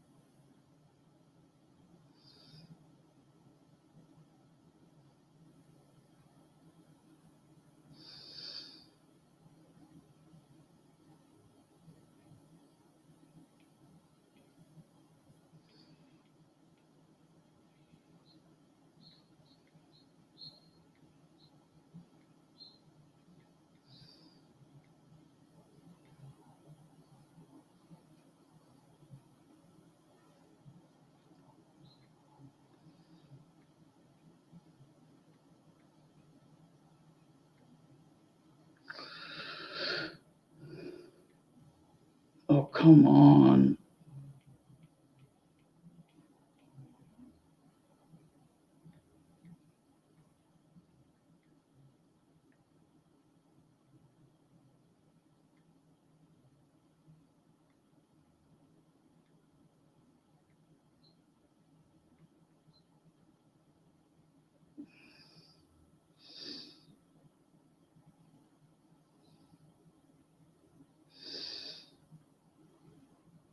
Nothing's coming up on here.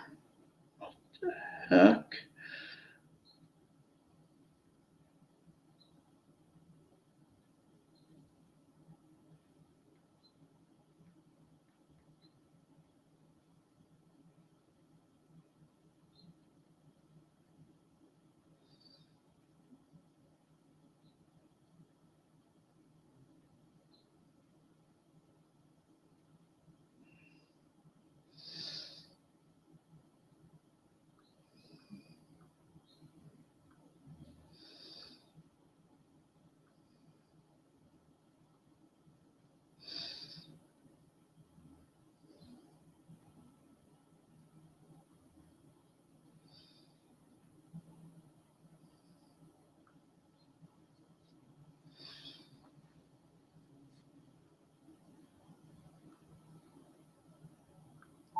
$1981 Type 2 Susan B. Anthony dollar.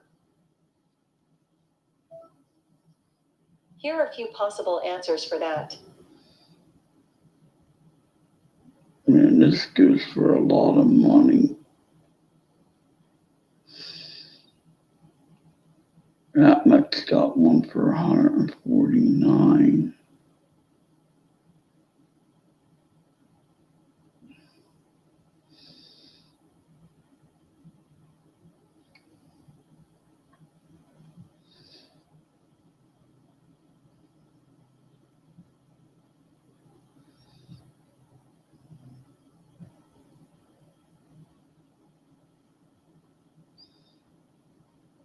Here we go with that damn photo they got in here. Beat.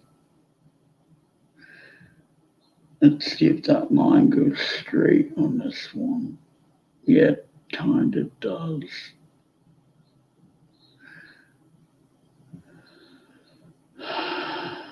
And that one it don't.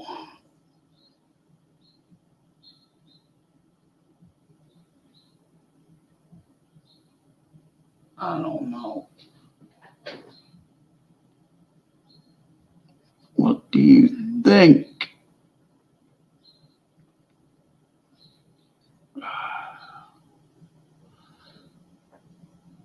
Alright, here's what I'm gonna think.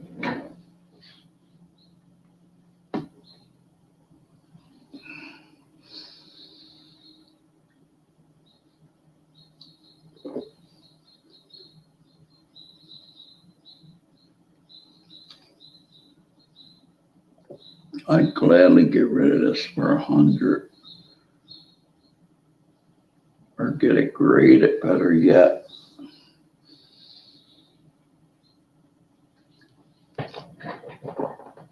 All right. I got these. I gotta do my 4th of July photo session.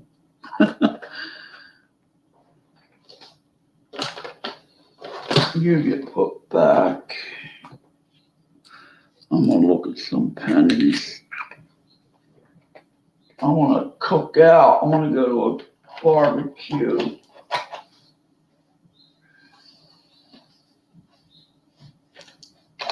Here we go. Here's the haggis. See.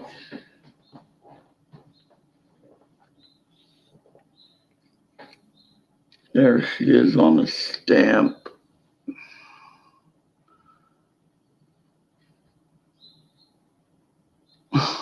Man.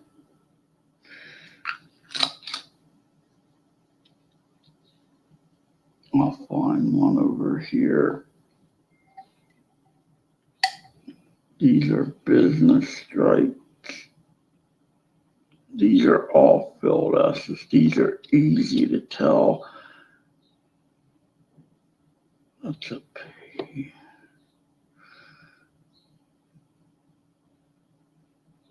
A D.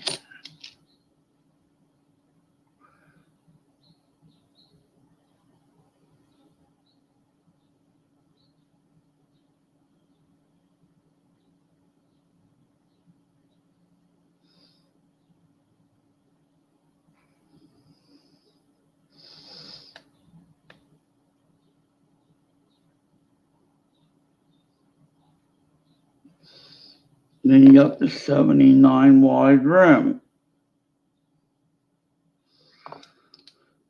So look at these and get them out of the way. I got pennies in these sets and everything else to look at. All right. What's that wide rim? I think it's an X. I don't know. I think I looked at all these already.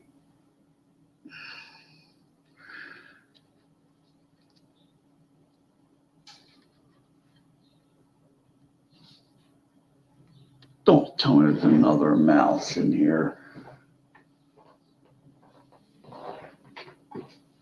Oh my God, I hope not.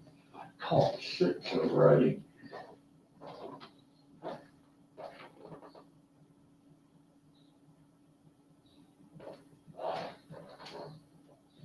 Oh, it's a blind, thank God.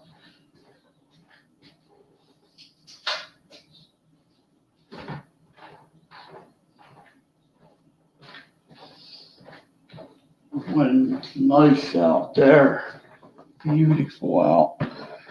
I gotta go for my walk. It's too hot to do anything. Let me get it.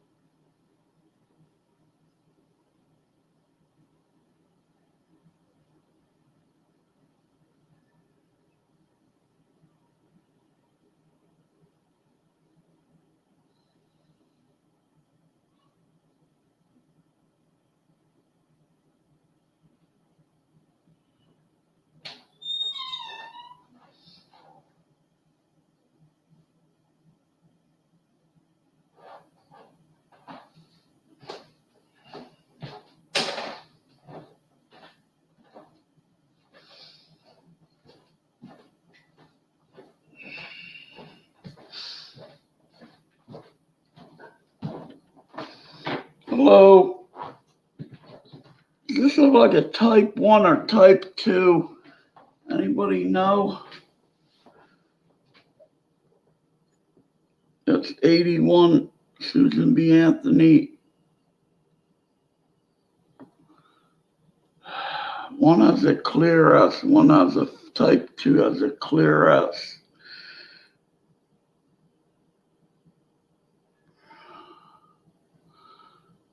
I don't know. I can't tell. That I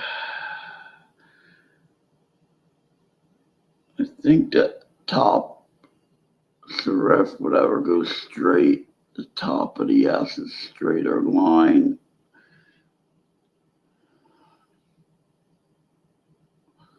I don't know. I'm gonna have to get a photo of it and post it.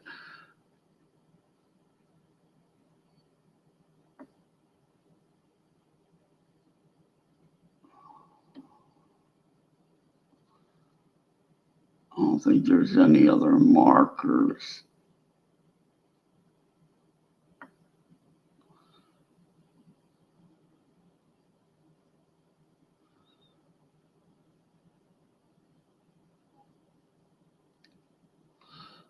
Except for that.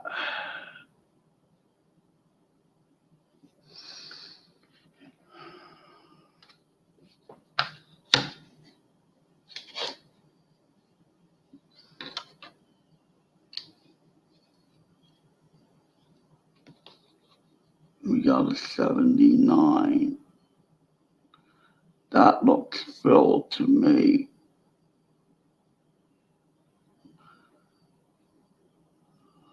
The other one's hard to tell, man.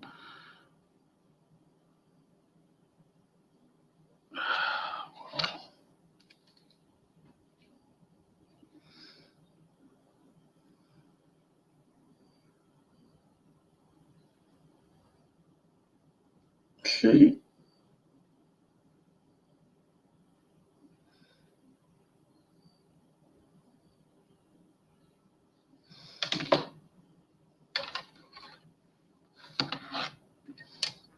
I'm gonna have to take it.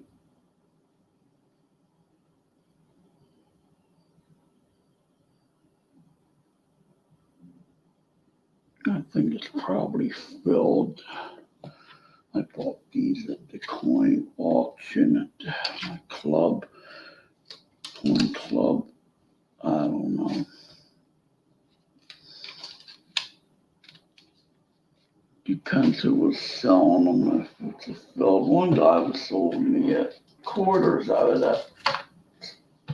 I don't think he knew what they were. They're just a quarters enhanced set.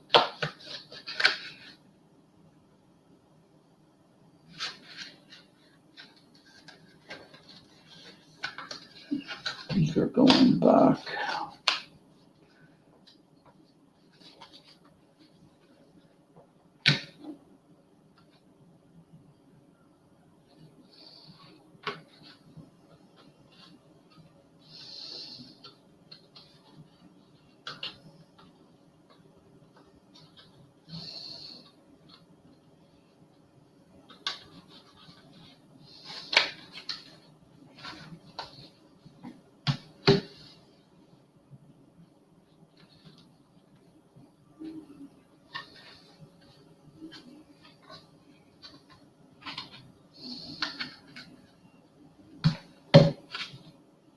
I got a 79, 80, and 81 that day.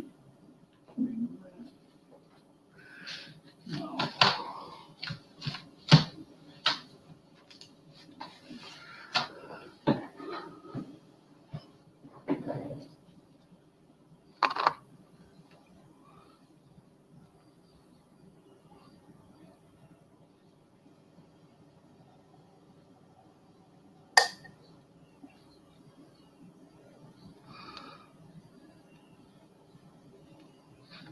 No, this is definitely a filled S on these. That's a filled S.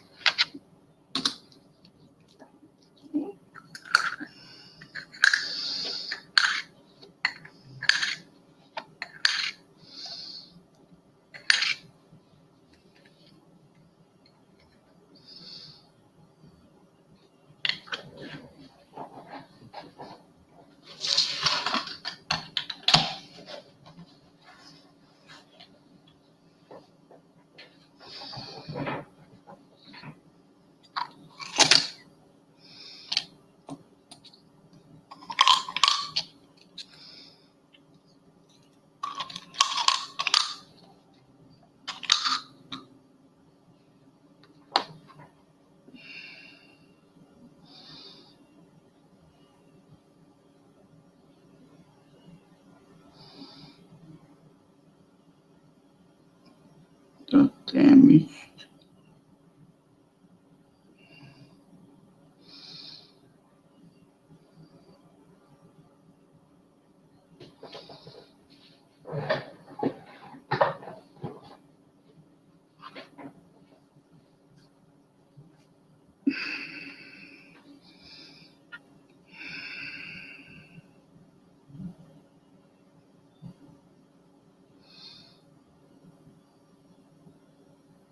That's weird. What the hell's on that glue?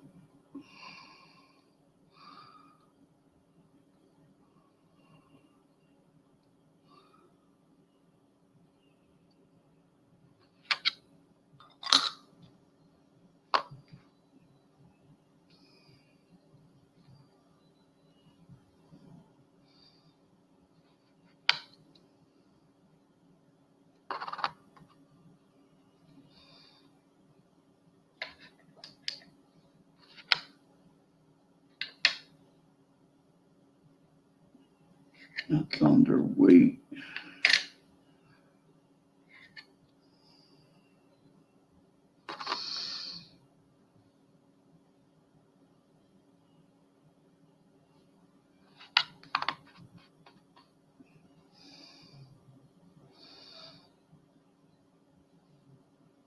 Boy, I'm hungry.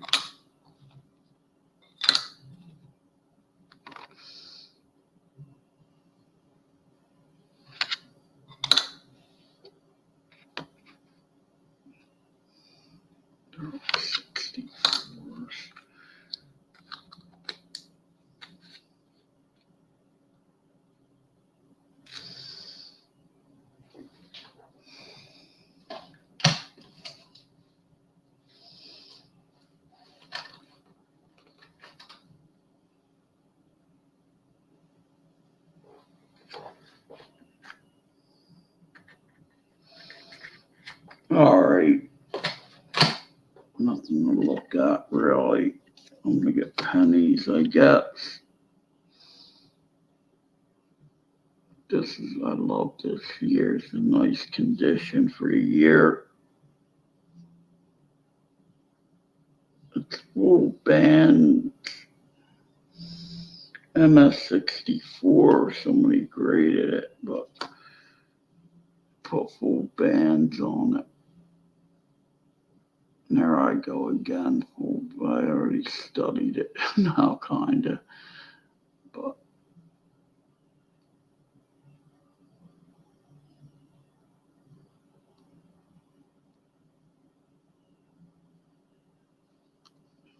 depends what they give you for it.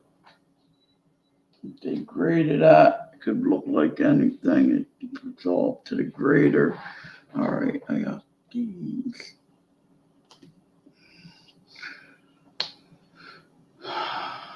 I'm gonna get me a drink of. Let me put something up here.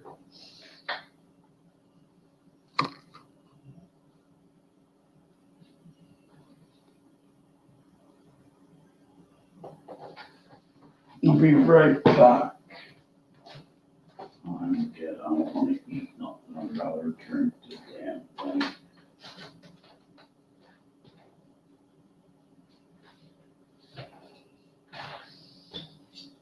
Oh, we got a breeze out here. About time.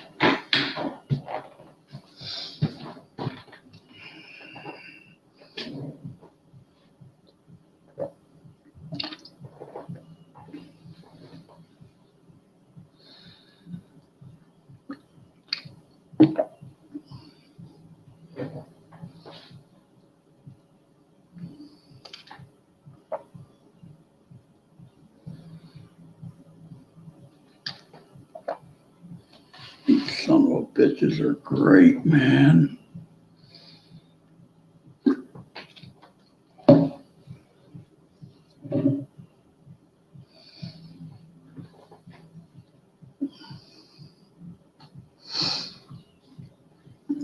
They are good. The company got good flavors.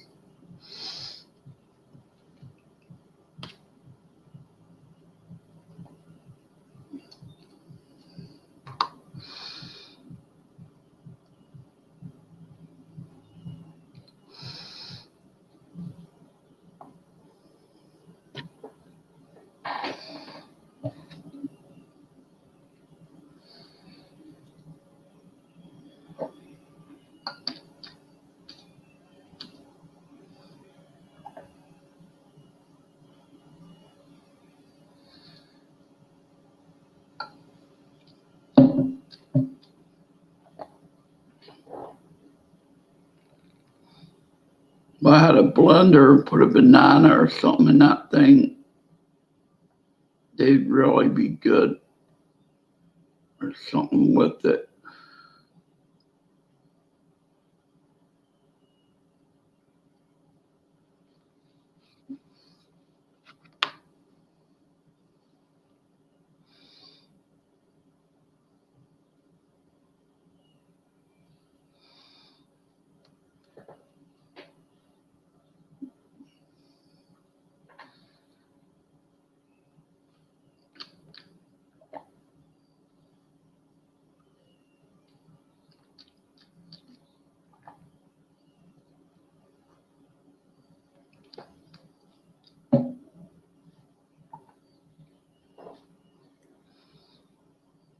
Man.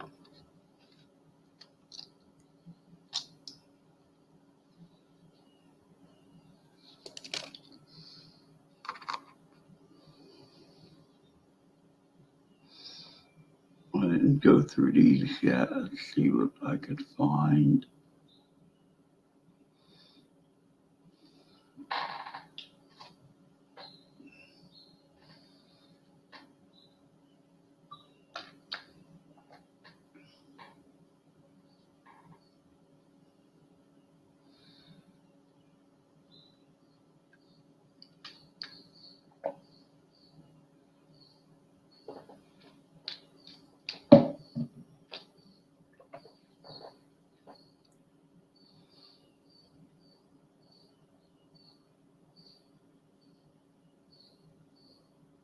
This is I haven't been eating them damn bagels. They were putting weight on me. No good.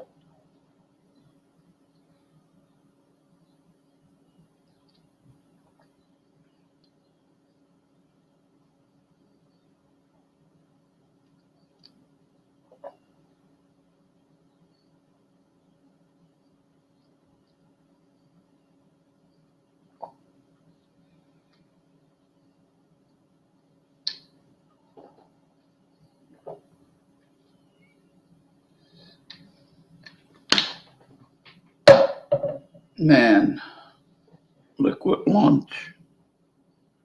Don't even get you drunk. This thing in focus. better than eating cereal or bread or something, which I end up doing. I don't got time to make up. I gotta make no pork, or so I'm gonna eat. I think pork roll and cheese later. I eat. Well, I ate breakfast late, around 11. I only had a thing of oatmeal, little dessert dish of oatmeal, and I make my batch of oatmeal. And I used to eat a bagel with that. It was too much. Had that and a banana. I'm going back down to 225 and holding low, below 230, which is where I used to be. I gotta get lower, but I gotta get cut out that eating at night. When I'm back, I'm losing weight. Them bagels were messing me up.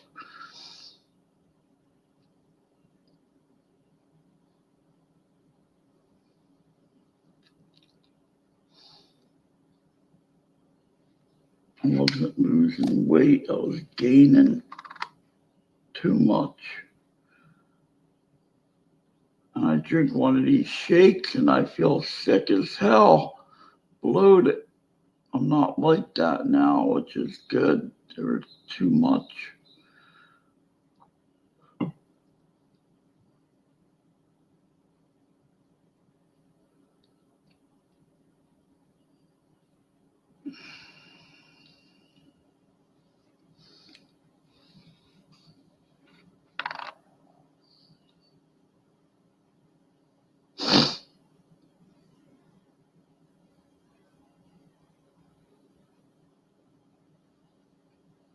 I have to find some kind of weird mint mark or something on one of these. There we go. Speak of that, die chip in the 9. I think. Good. It's something.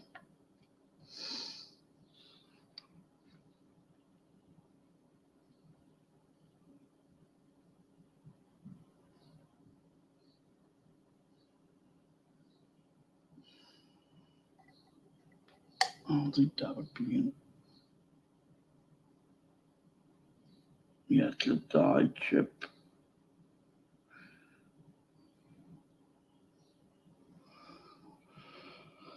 All right. Let me wash this thing out real quick. Let me get out of here.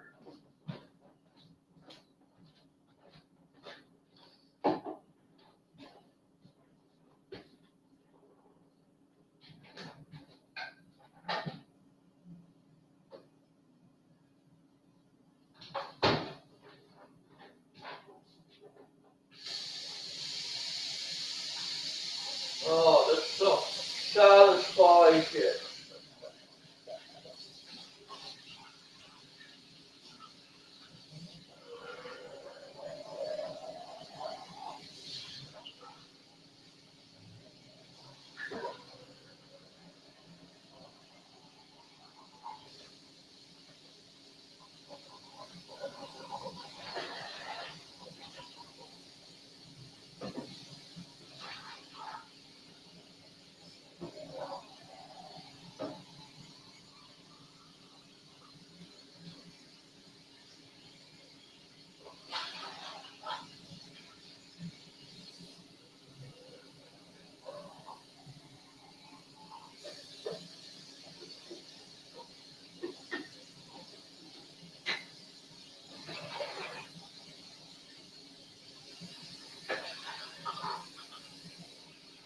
All right.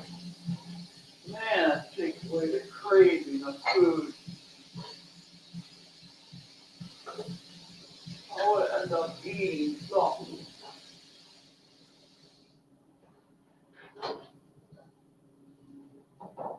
Use that stuff right at work. You like if you had a breakfast with all bagels and all. You go to work.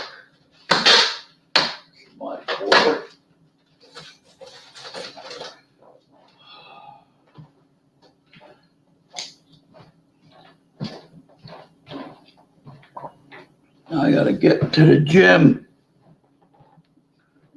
next week.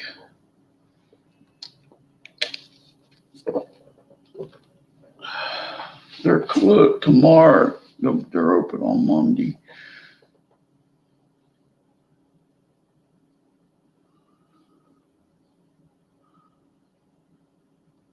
Let's see if this light is better off or on. Oh, it's the same coin. Duh. All right. I lost track. This is going to be put away.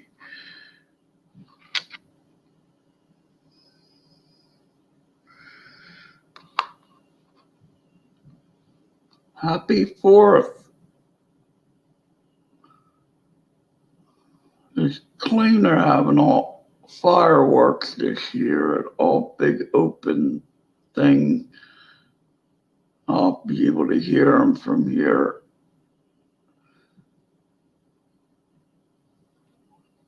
If I walk over to the park where my gym is, I'll be able to see them from the park.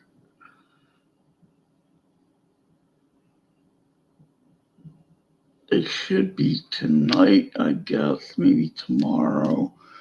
I need a tube. Here, I know I had it empty.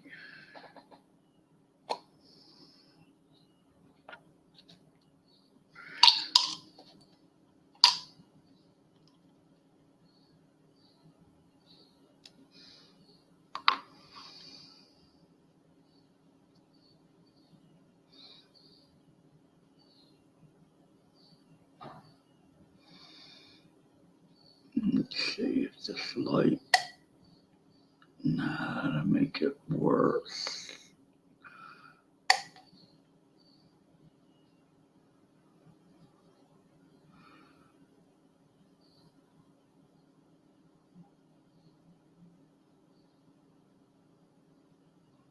We got something on the top.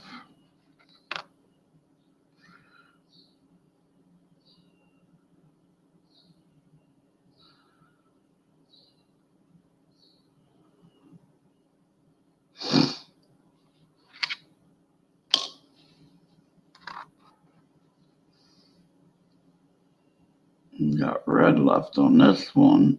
I had the other roll.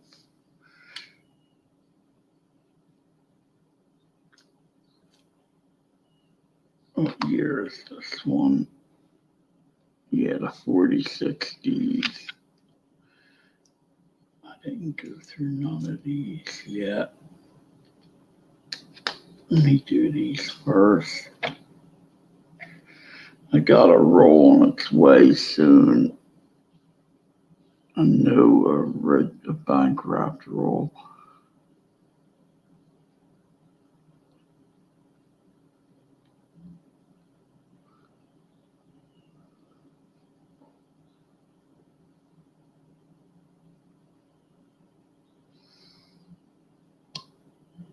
Where'd I put that penny? Did I keep it? Oh, freak it. It's only a die chip and a 9.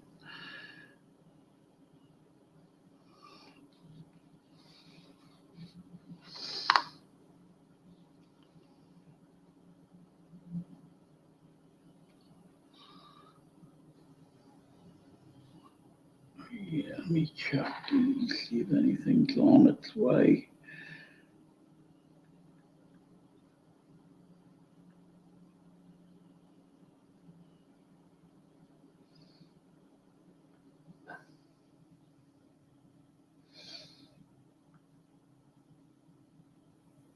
I ordered the 2021 Lieber tab.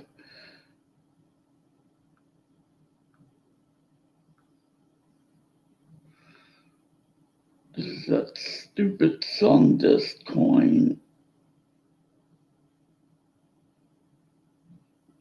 It's too much.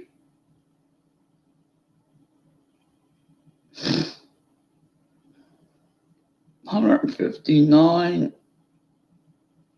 Ultra high relief, 1 ounce silver gilded. Palu, however you say, Inca sun god. No, I ain't paying that for an ounce of silver. They can have it.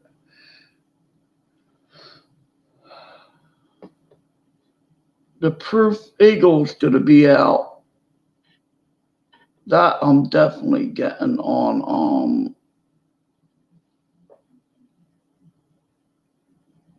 the product enrollment. So I would enroll in that if you want to get one. You never know. They're gonna cut it off like the first one.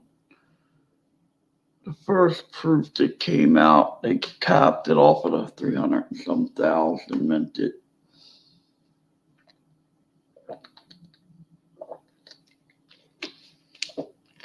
I got on enrollment on this one. It's coming out like in a week or two, towards the middle of the month. The next month, the Morgans again in the peace dollar, which I'm going after that peace dollar. I'm going after the S Mint Mark Morgan and the peace dollar.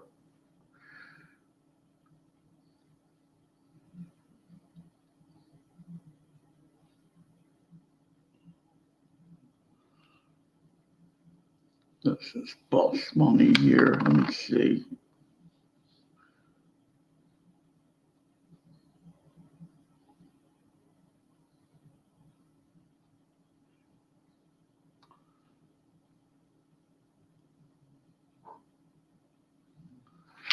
You're going for now. Keep it. I throw them in if I need a few to make a roll up. I put weak cents in there to spread them away. I to let other people find them.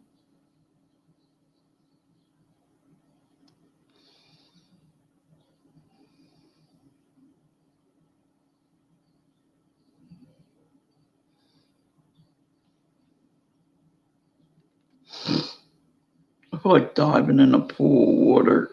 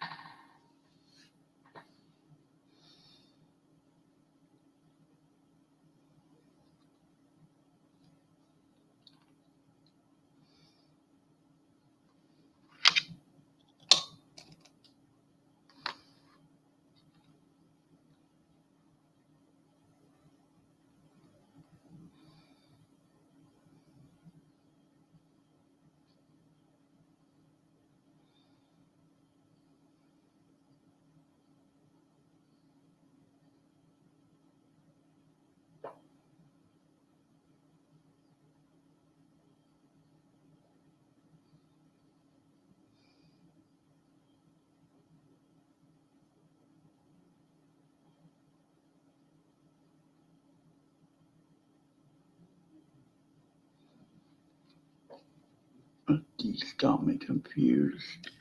What is it? I know what it is.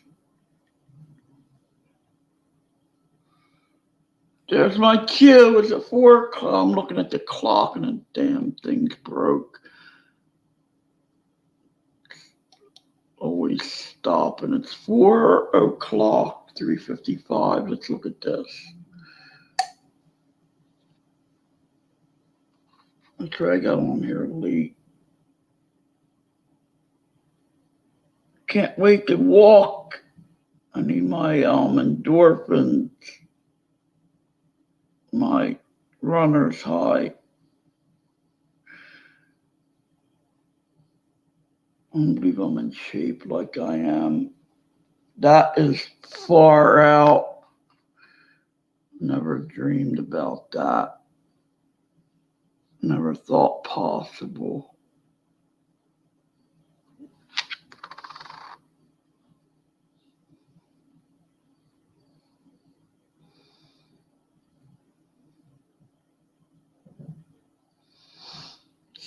I fall asleep. Look at that. Look at that. You're going for a bus ride. Yeah, you definitely are. Get out of here. You're going on a bus money or lottery money. Whatever money. Fingerprint. I was probably on there since the penny was brand new. Oh, I found an old, where's George note? I logged it in. That thing was hey, hi ho. You don't have to, George note. Where's George? That thing was in New York, North Jersey, then my area. First it was in North Jersey, then it hit New York, then it hit where I'm the 7-Eleven.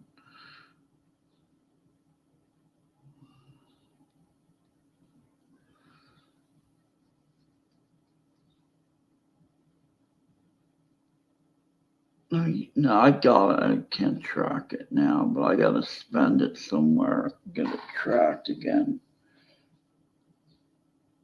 I was gonna buy the stamp and do my own, but if I get extra money, I will. I sucker. That one kit cost a lot.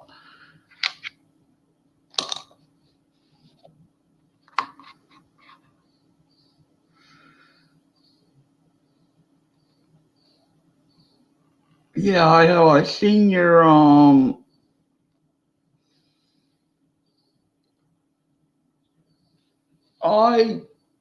the only time I spoke to her, I give her lives on the Candy Crush. She's been playing the Candy Crush game, but I just said hi to her. That was it. No, I really didn't. She don't talk to me that much sometimes.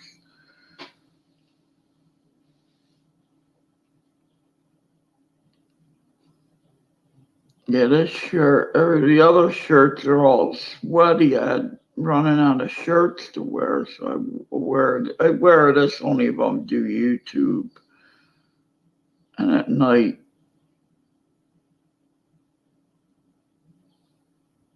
And it's a good shirt. I gotta get some new clothes.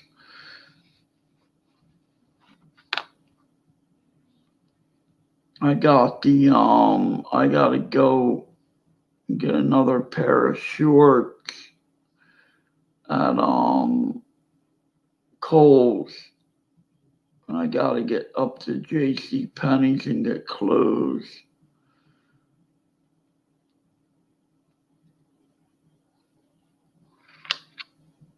I haven't been up there. It's the last place I got my other clothes. Stanton, that brand Stanton that they carry there, some good clothes. Stanford, not Stanton, Stanford. The socks, the underwear, the t-shirts, they're really good.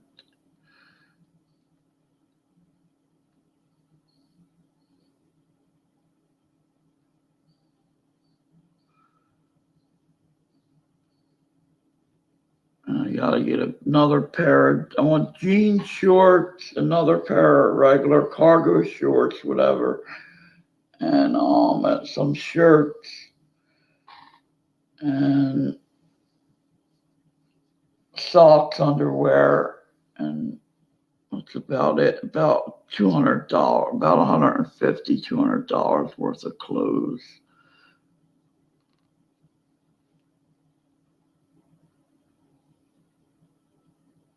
But Sears closed up, so I only got one store at the mall, J.C. Penney's and Macy's. Unless they have a good sale, they're going to be too expensive. But I like the Arizona jeans at Penney's. They're better than Levi's. it depends. You get a good pair or not, like anything else. Yeah, I gotta get some.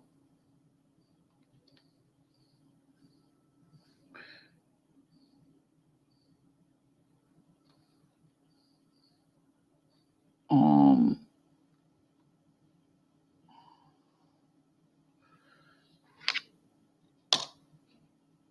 like I said before, I need a coffee maker. I might just get a regular cheap, like a Mr. Coffee pot. And I don't like this one here. They said it can get mold inside. I don't think it has it, but I've been taking it where the K cup goes. I've been cleaning that and letting it dry. So that did get me sick before. Yeah. Plus to look good.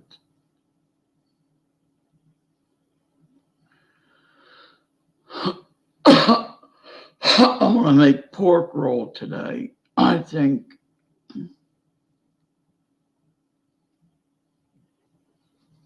That was a big steak I seen on your video or picture somewhere.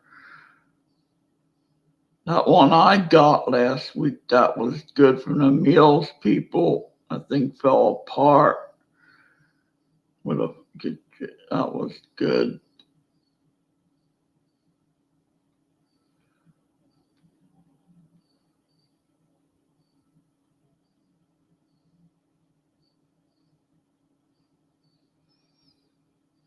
It was like pulled pork. It was good, that steak I got.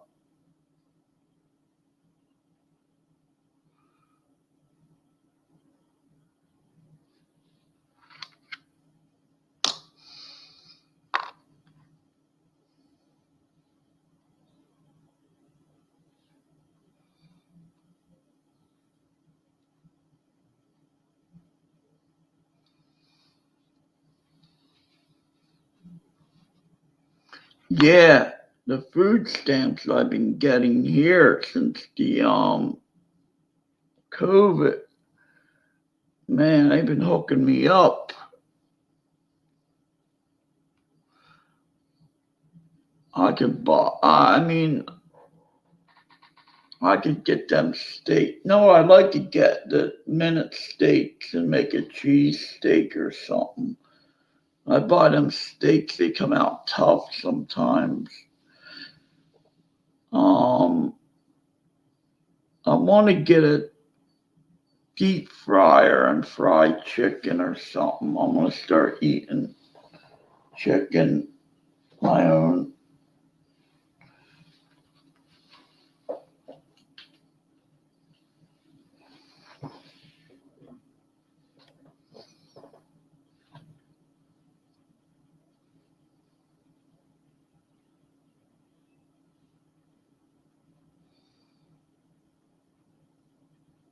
Well, everything I got, I own, and it's paid off.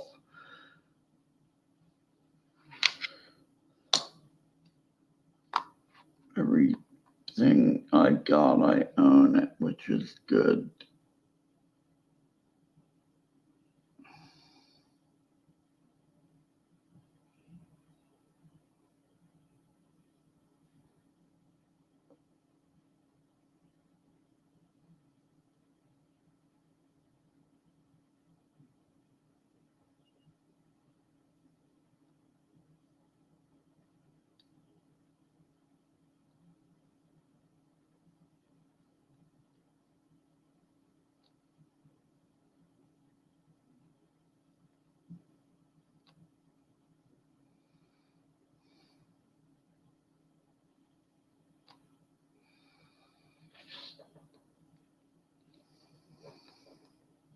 You're poor.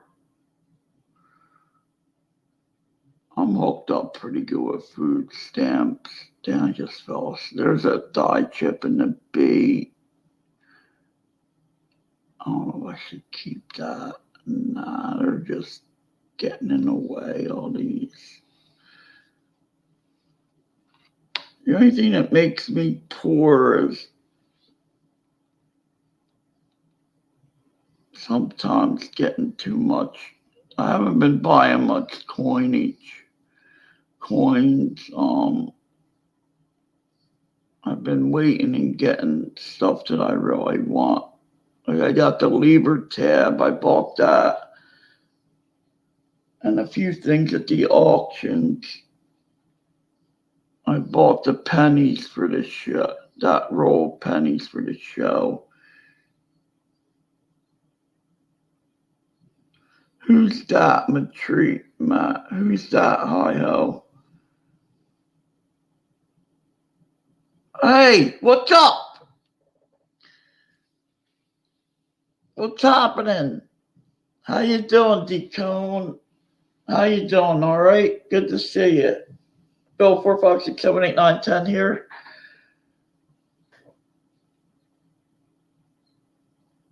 Happy 4th of July.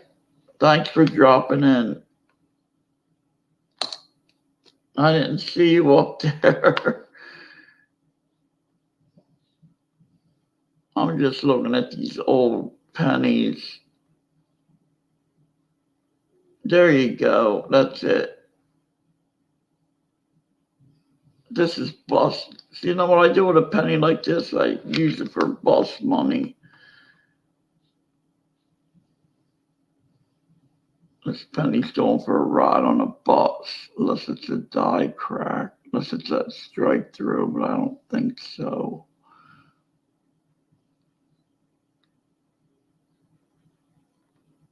Wow, look at the high relief on the wheat ears.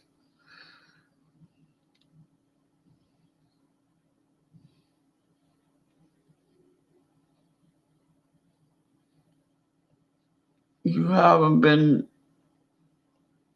working or nothing?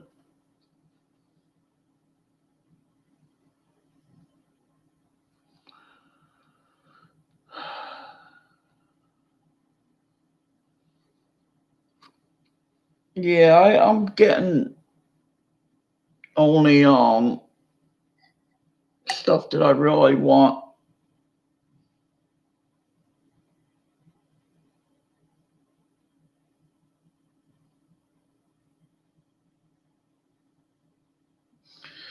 As far as coins goes, I ain't buying like silver's too much damn money. 40. A damn Libra tab cost me $60.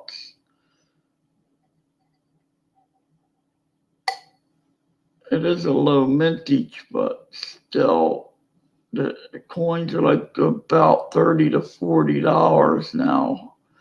It's too much.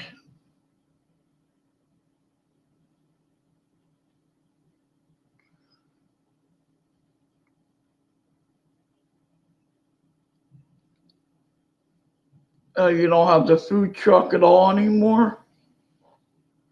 Or no work? Oh, yeah, the lockdown messed everything up.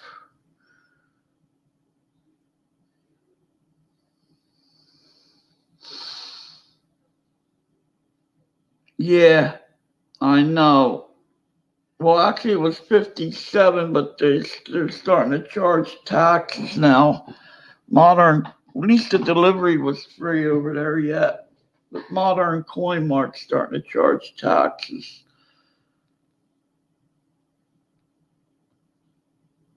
Well, if I didn't get it there with free delivery, I would have ended up paying about the same on eBay. So I got it there.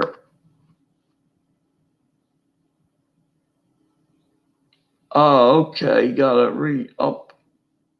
You mean the permit and all that, the inspection and all that stuff?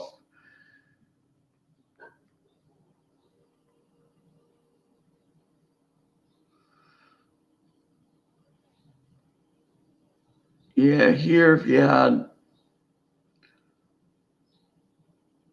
Why you say we're gonna have another lockdown? because that other variant, I don't think we're going to have a lockdown, you think? I don't think we are. I don't know. Everything's pretty much opened up here.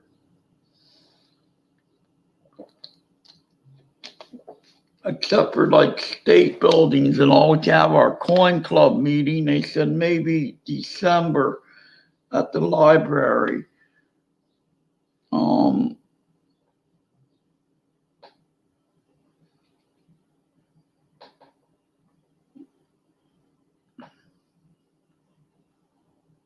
Oh, okay. That's messed up.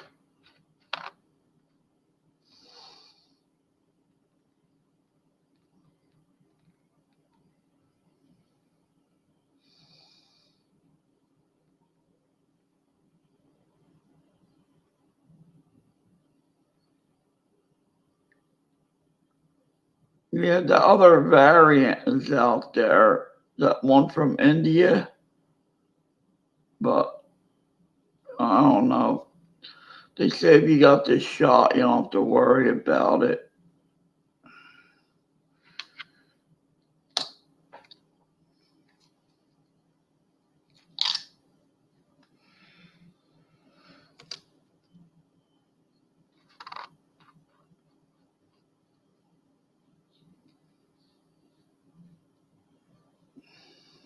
Yeah, these are all old. These ain't from a new. I gotta get a roll of new pennies in.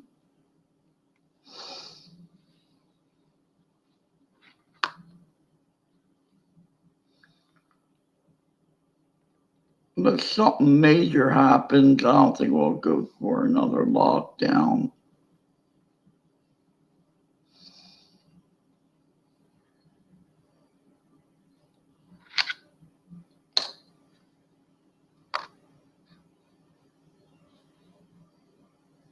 This one's bus money or lottery money or whatever. This one's getting rolled up. I don't keep them. Oh, what's it for?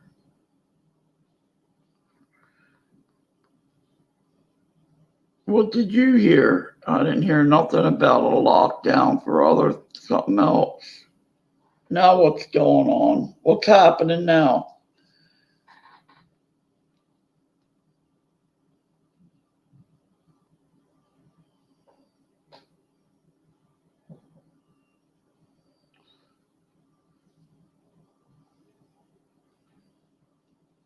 All right, hi ho. Have a good weekend.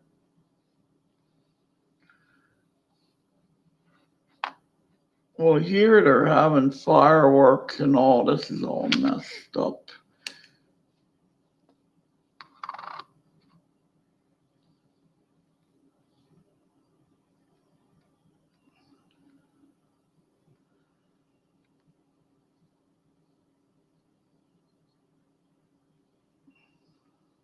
I don't like any of it.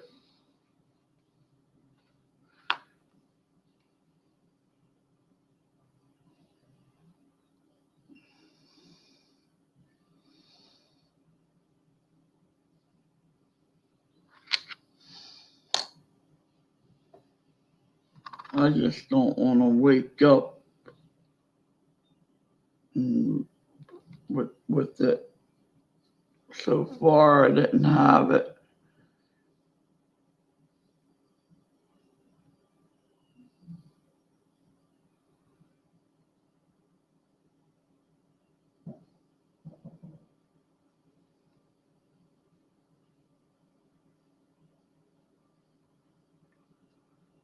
You're getting monitored?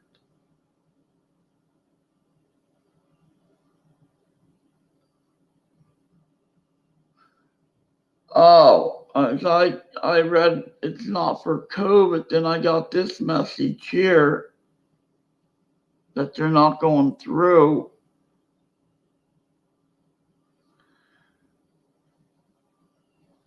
I didn't get any other ones. They don't want the truth. Oh yeah, with the warming, it's hot all over the place. This heat is different. Even in the wintertime, the cold is like a different type of cold. It's like the cold you get up in the Arctic or something. Here anyway. They have they're calling them the Arctic blast. They never called them Arctic blast before. And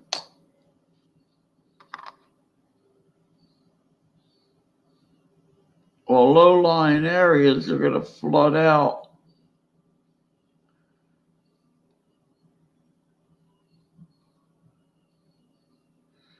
You get that hot weather, then when it thunders out, you get bad storms.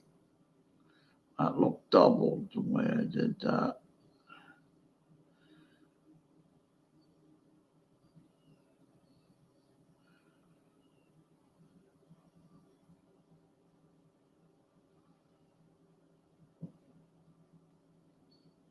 Oh,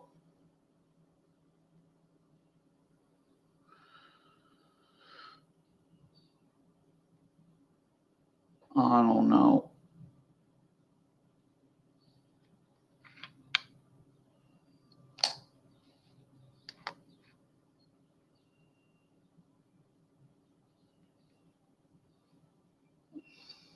Something in the 5, another die chip.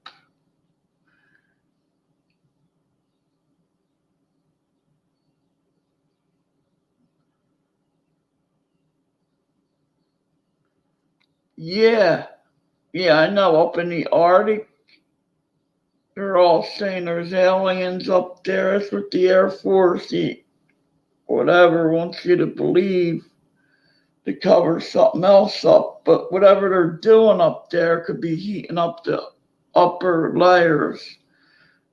That I never thought about that.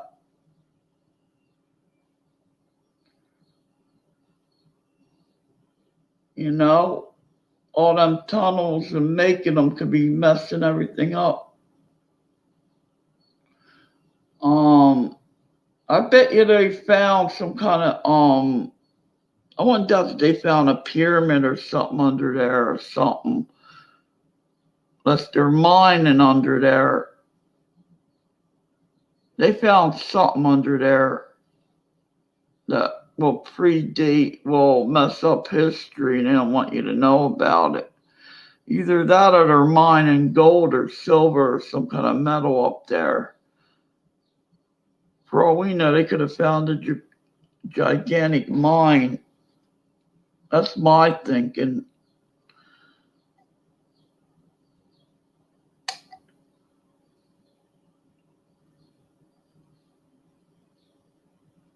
Yeah, the 5 and 9 has a die chip in this one. I'm keeping that one. Um, yeah, I look at the die chip in the 9 and 5.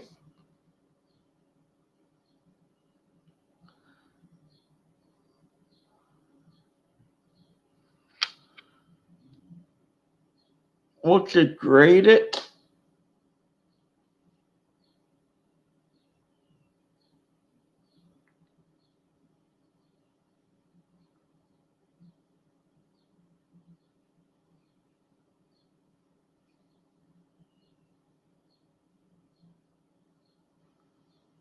What's the Arctic Queen Elizabeth Observatory Center? I never heard of that.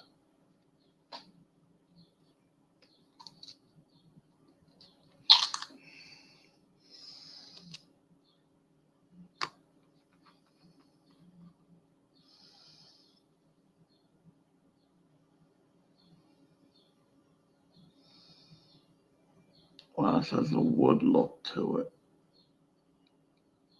This light makes them cool looking.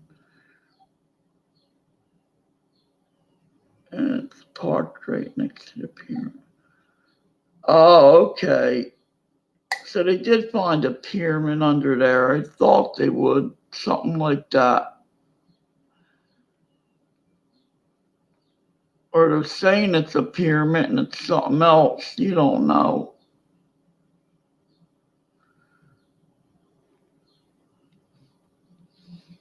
But that could be heating the ice up, whatever they're doing under there.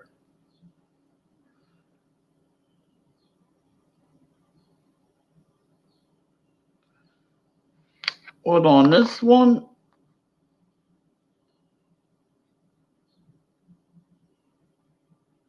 Where at?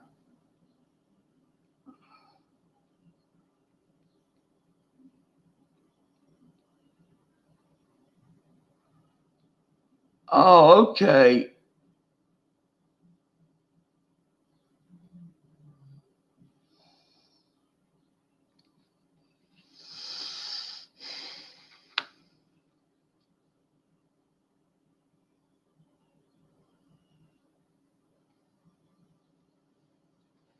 Yeah, this light makes it look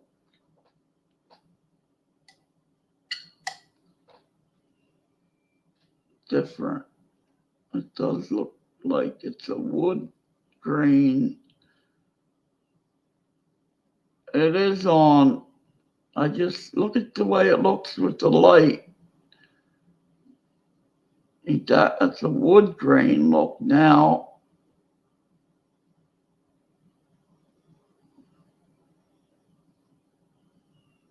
Yeah, but they all look like that. I'm gonna put that up. I had a few that looked like that. That okay, this don't. Now we got something in the D. That looks like dye chips.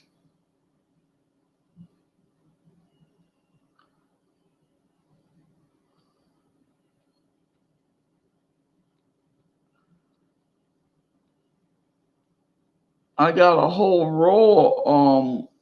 I got these from Big T. Not yet. From Big T, the auction. One rolls that are all wood. They're 45s, have a wood grain look to them. Like the shell casing ones. I don't know. They're red. They're a different color on them. This, let's see this one.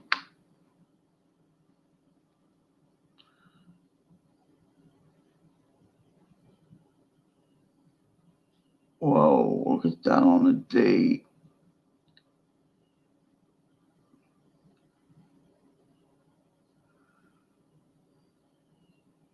That's what I want to find, something like that.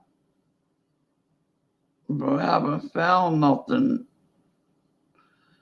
I'm looking for the bigger errors, something that the eye could see.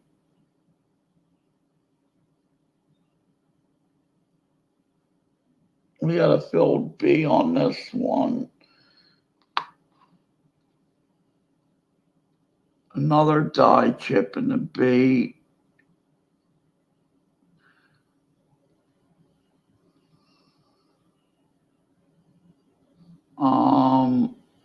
Yeah, let me see. You think?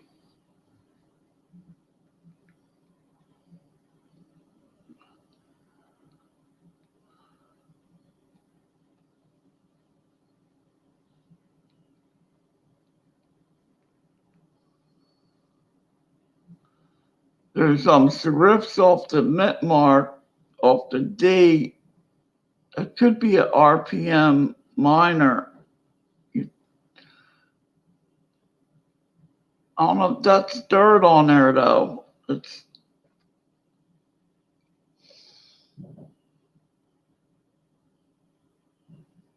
There's all green around the I'm putting this one aside. See the serif? We could have something there. Let me see. That's too bright. That color right there, that way that light is right there is pretty good.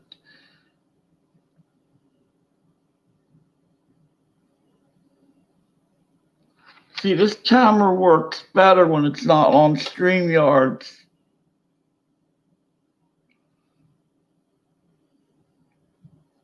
With the facing north.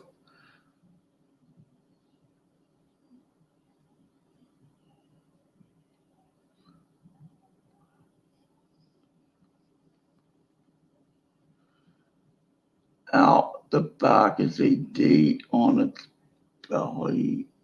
You mean like, I know what you're saying, like this, correct?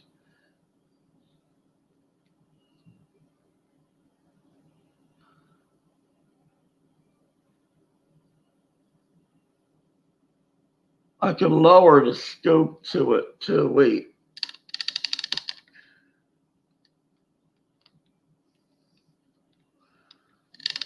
Can you? Yeah, I know. It goes up to 480. I know.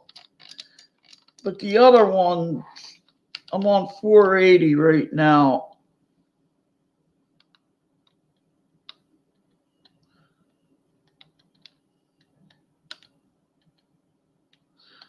This thing is tight as hell.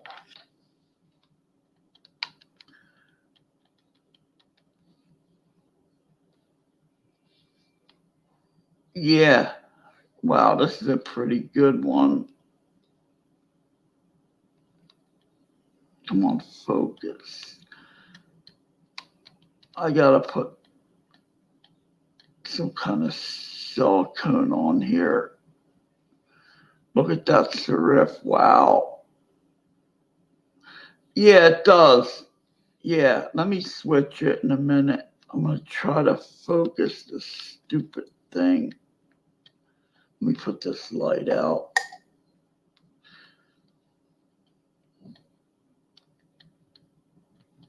The focal point is so touchy.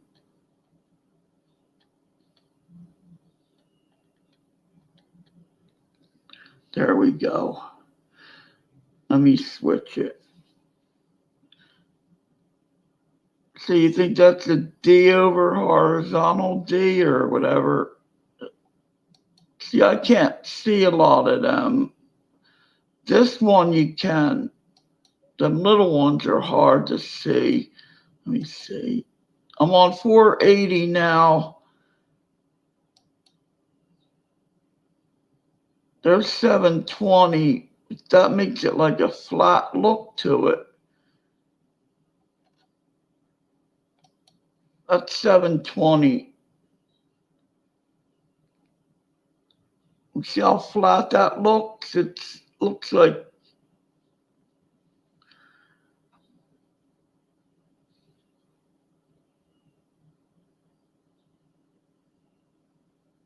that might be better looked there.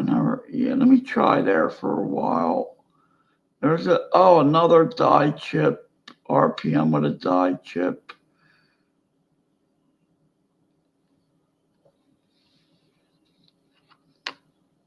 But the back is probably all,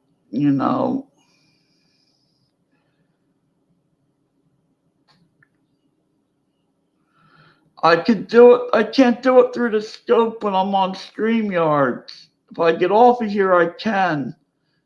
I can do all kinds of things with the scope, but on here, I can't do it.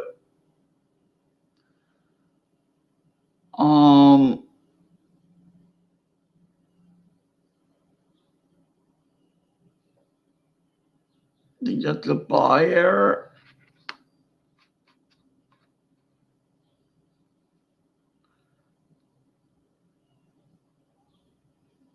Yeah, this one's keeping that one too. Yeah, thanks for helping me here because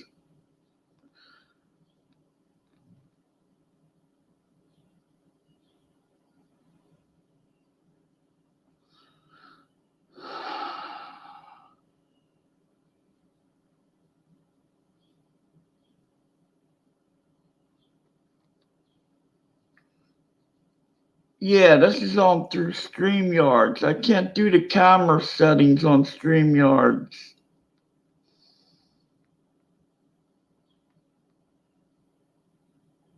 This looks like a buy error here. I had a pretty good roll here. See how that makes it look on 720 like all weird out, out of shape.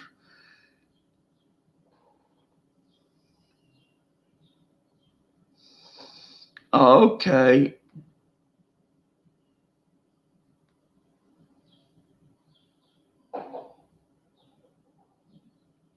See, with something like this, I'd get the loop, then look at it with the loop.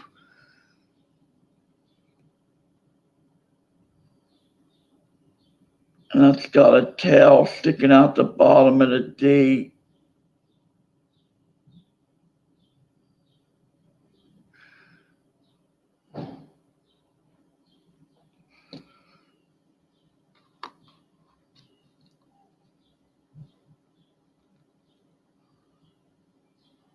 Looks like there's something inside the D.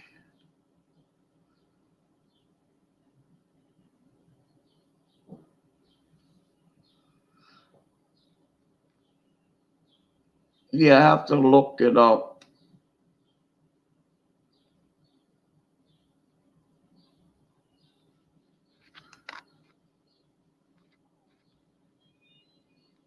Let me look at the reverse real quick.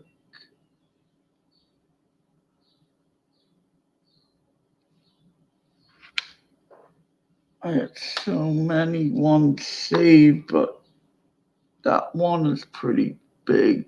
What do we got here? This might be a good roll. Riding Vista and stuff for RPMs. Yeah, I have to usually I pull up all that stuff before I start looking.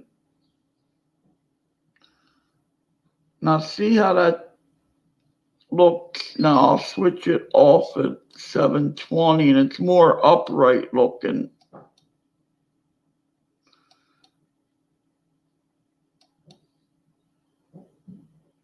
It gives it more of an upright look off of 720. That's on 480 to standard. There's 360 to low. That's why I keep it on 480. It's more of an upright look. Look at this one. What do we got here? We got something here. Let me look that up. 57D. Variety Vistas. Oh my God. Well, I got them on here, whatever.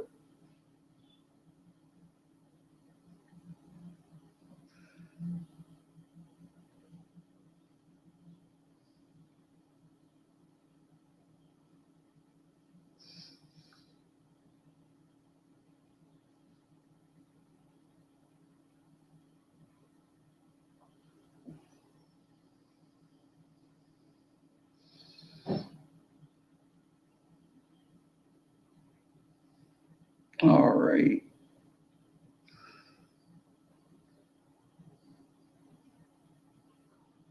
We got 57. All right.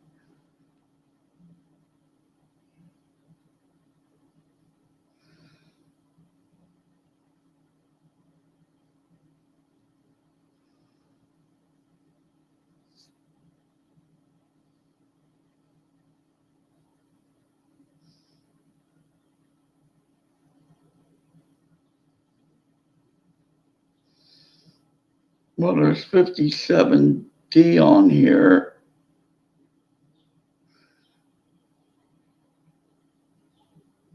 That one, RPM 003.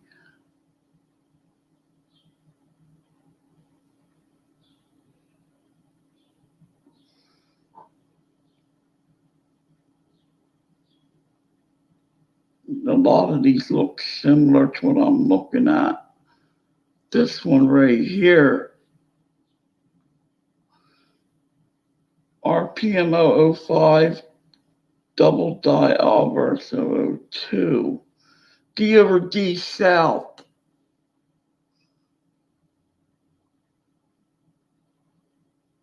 This one here.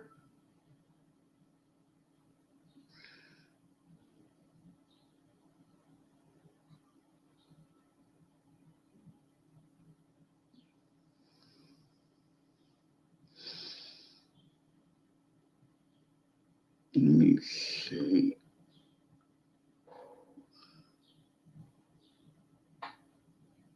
Let's get the other one up there. So you match this one. Let me see the other one. These I wouldn't have passed up. These are pretty major.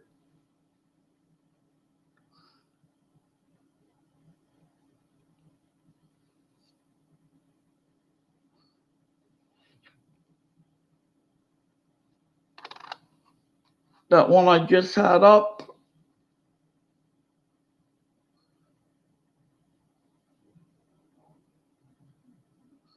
That's an easy one to find. This one,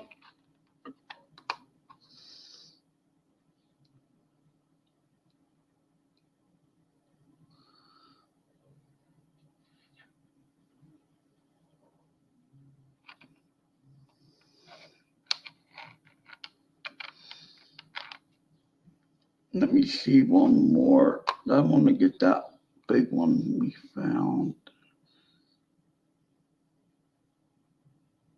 No, that ain't it.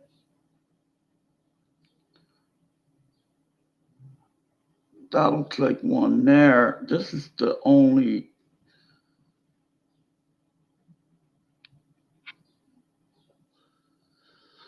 Oh boy, I don't know what one.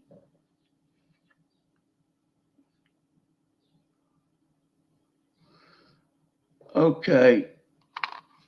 I don't know if this one was it or not. This is it. Right here?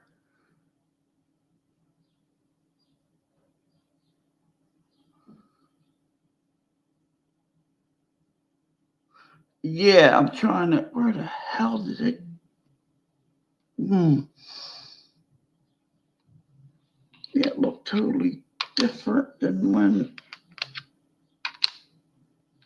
All right, we got this one. This ain't it. That's it. Okay. They changed when I. All these look pretty promising.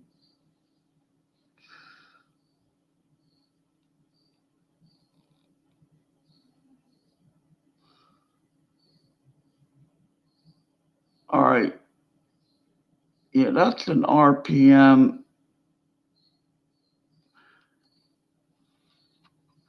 Yeah.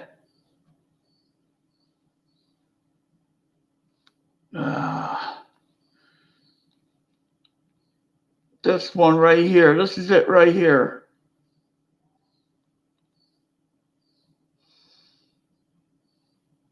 Damn thing looks different.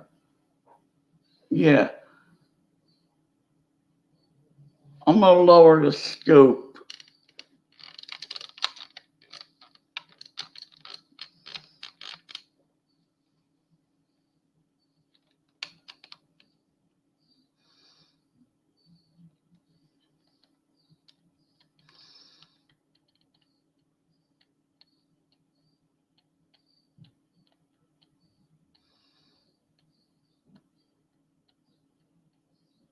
It looked different before when I had it under there. They scope trick. This is just stupid light. Yeah, the scope's lower. We don't need that light. This one here, I'm putting that there. This red color one.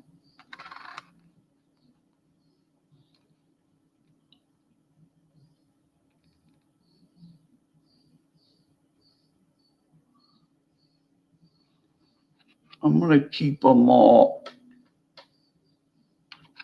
We got this one. I don't know if that's dirt or extra metal on there. Might be extra metal.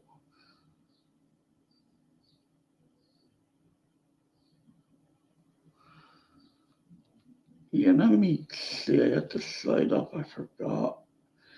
A lot of them have the big serif on the bottom of the Dion variety. This one I found at RPM 008, D over D West. It's kind of identical with that blob of metal on the bottom.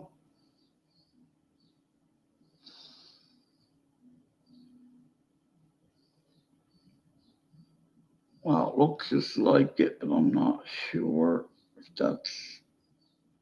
I don't have them.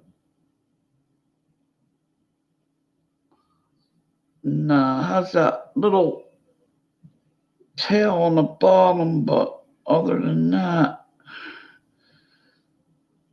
die scratches on reverts. Let me see.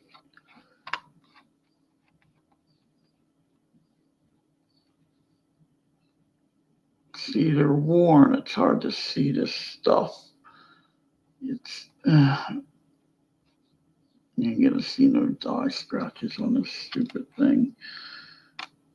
Let me take one quick look at this under the light with the loop.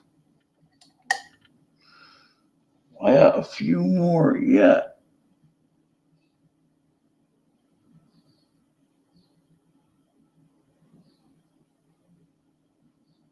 All right. Well, I ain't gonna see no die scratches, but this is identical to this one here.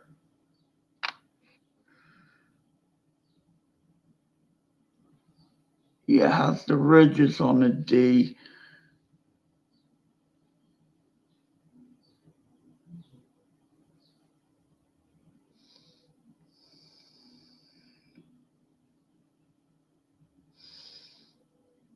I'm going to show it to you real quick and see what you think.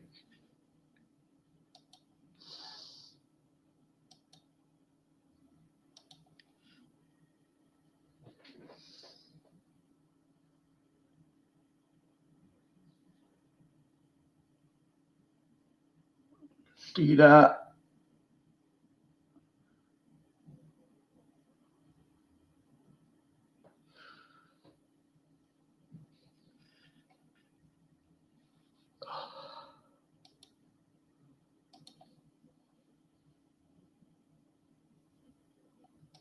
Doesn't it look the same?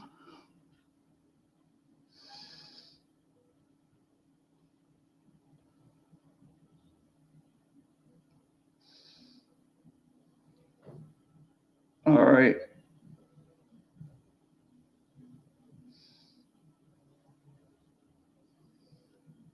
But it don't.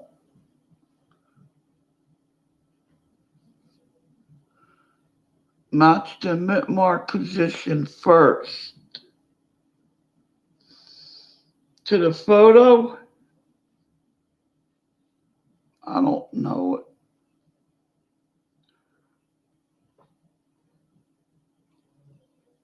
It goes up and down. Oh, okay. I know what you're saying. All right. I got you there. I didn't even think about doing that. Thank you for that one, that tip, whatever.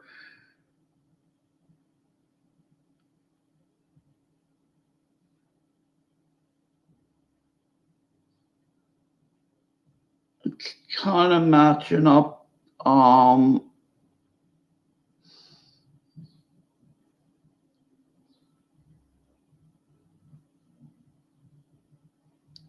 Here's a better one. It's kind of a match. Here we go. And that's what I got date.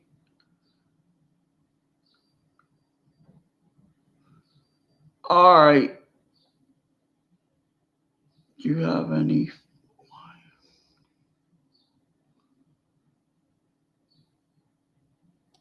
here's what I got.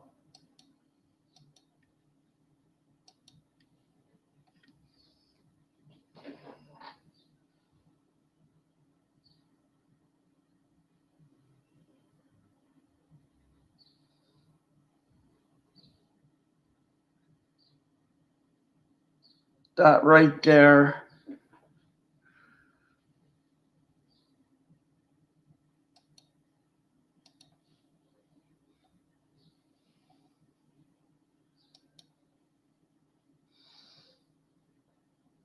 I see date and mint more. I didn't even think about that on there. Wow.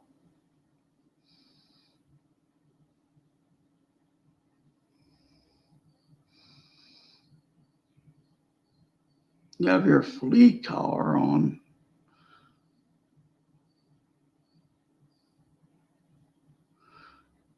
Yeah, all right. It's not a direct match.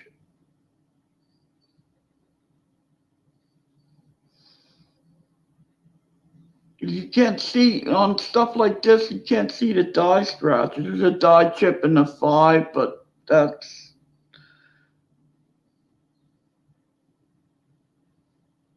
Yeah, all right, let me see.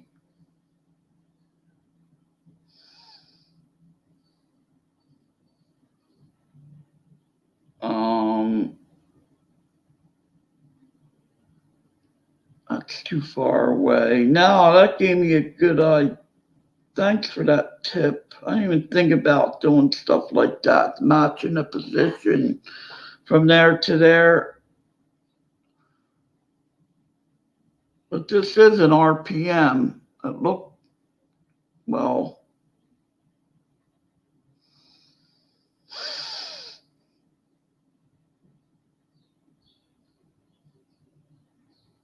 D over D tilted.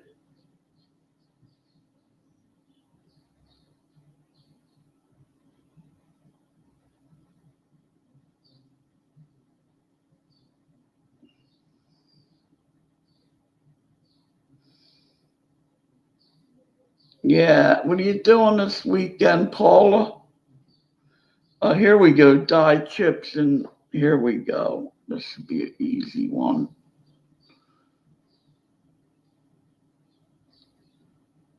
I got a lot of these on here. They got die chips and everything on them. Let me see what else we got.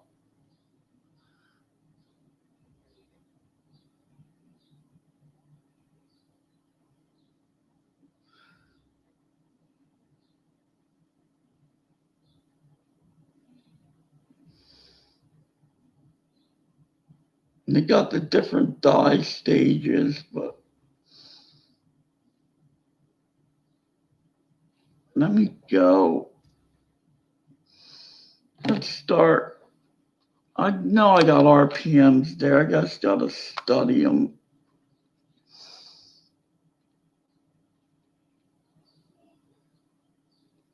A lot of them have die chips, and this whole roll got die chips in the Liberty and stuff, or a lot of them in the roll.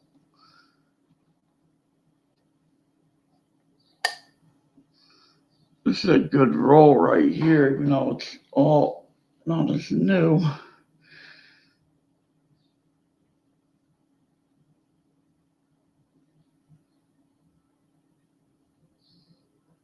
Let's see what we could find here.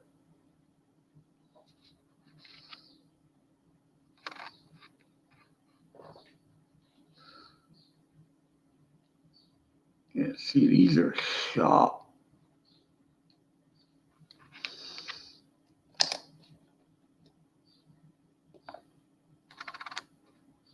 Here we go. This one's in good condition.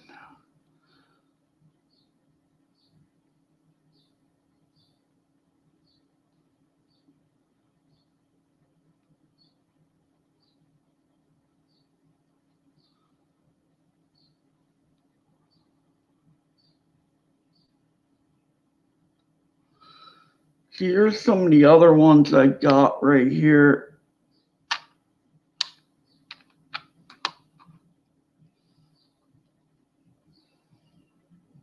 That one I just looked at.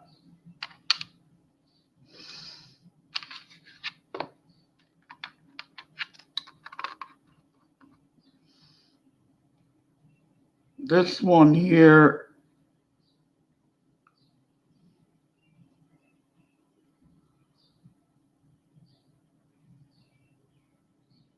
oh, I thought you were Paula.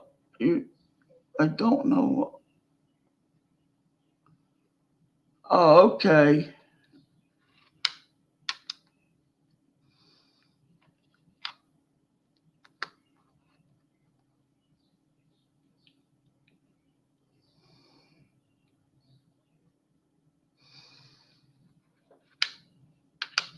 All right.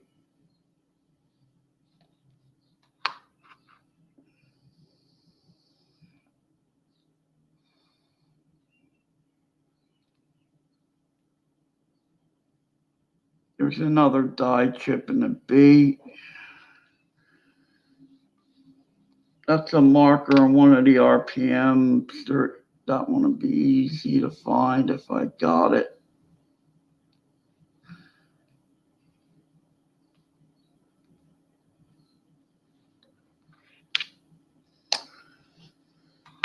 Yeah, 4th of July weekend.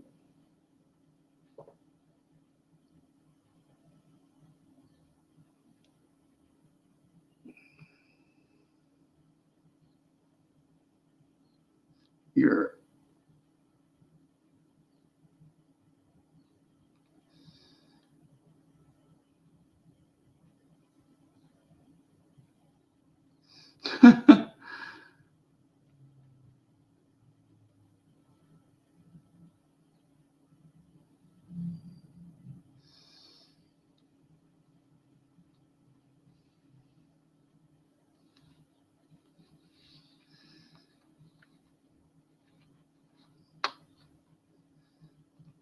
All right, have a good weekend.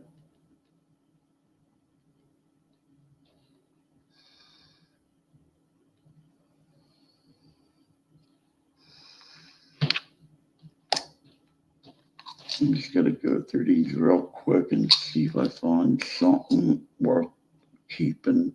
I got a few.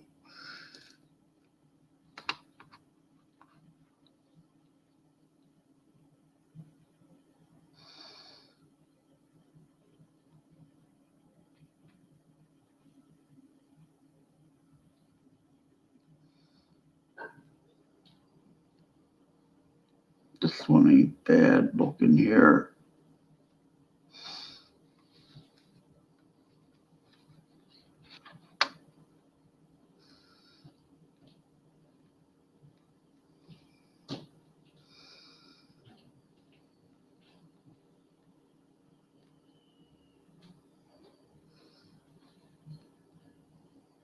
Man, you gonna hang a USA flag over there? I might think you're defecting or something. I don't know.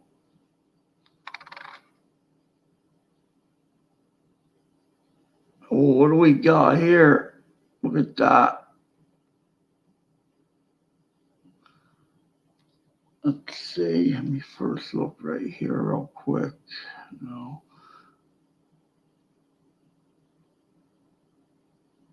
No, I can't find this one. I'm blind. All right.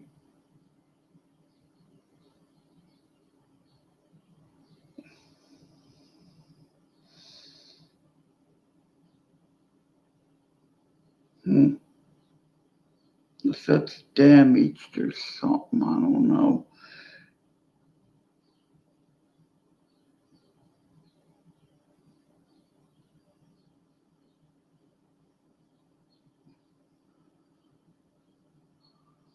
What the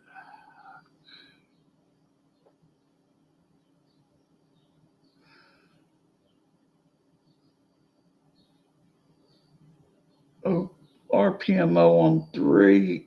D rotated counterclockwise. I don't know. I doubt that. It looks the biggest one I could see.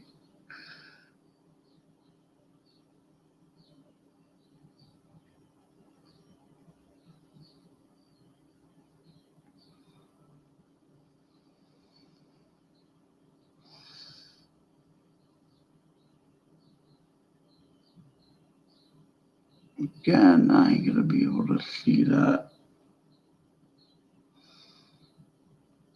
Let me look the positioning. Yeah, it's too far or too close. No, never thought of that positioning. It's some simple stuff. Trick of the trade, I guess.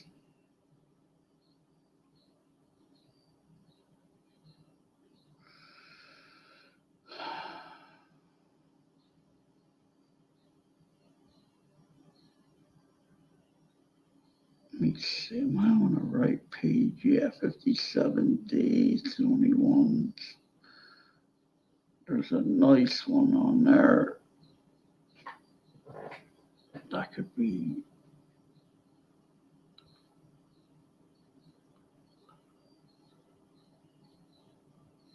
The ever D South. That could be more damage. Let me pull that out.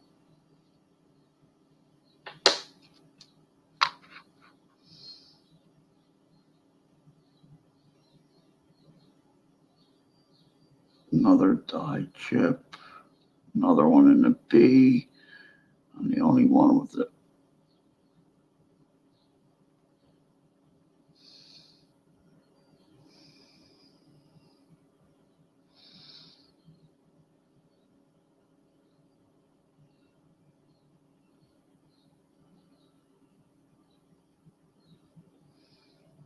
D over D Southeast. Nah, I doubt it.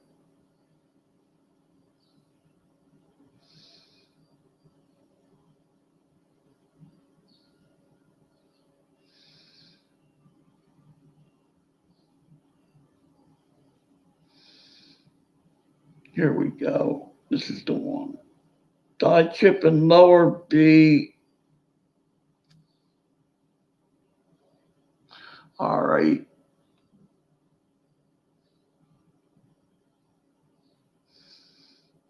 We should have pulled it easier.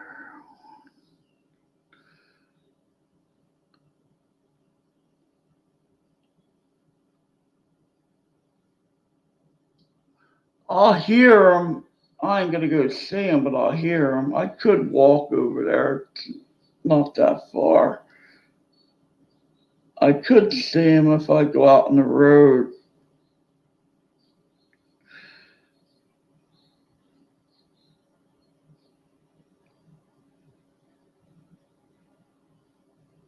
Now this mark positioning's right according to the photo.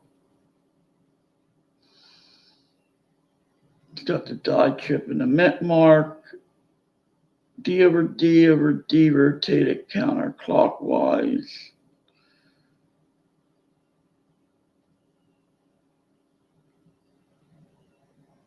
If that's the right one.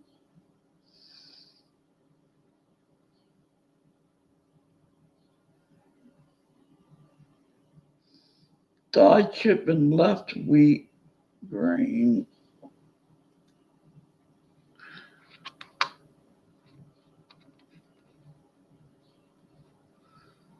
Near the U.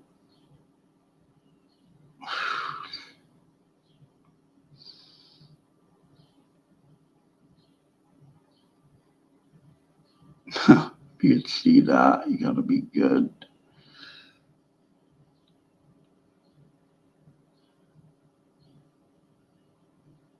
That'll be right there.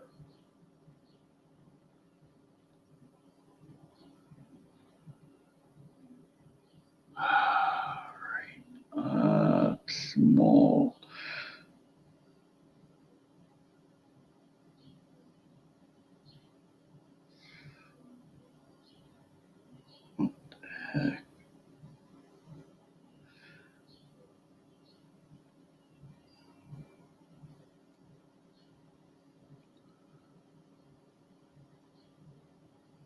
die chip depression. These things are messed up. I matched a few before. Die chip and upper 9 of date. These are full of die chips.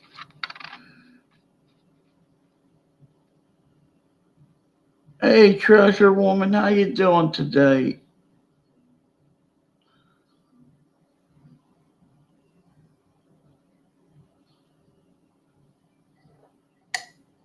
I gotta help.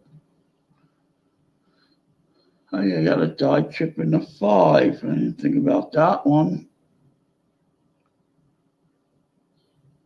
Huh. Now, if that was the case, the B die chip matches. Oh, well.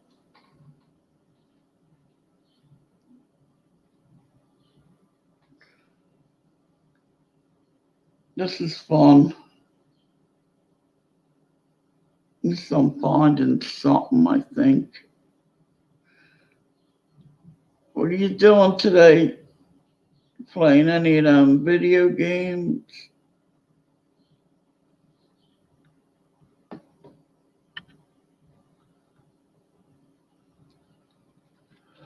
I'll just put these on top of the tube of them.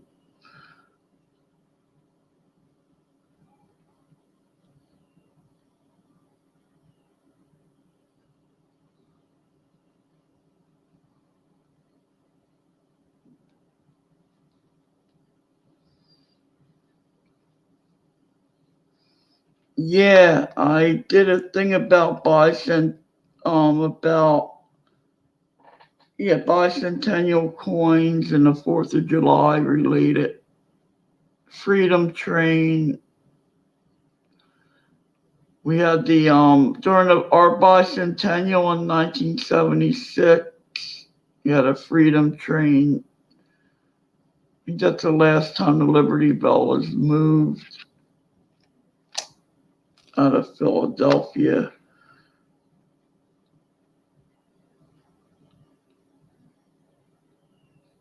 That was the year Philadelphia Freedom.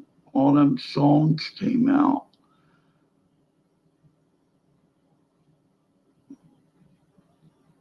Basketball's a good year for Philly basketball, I believe.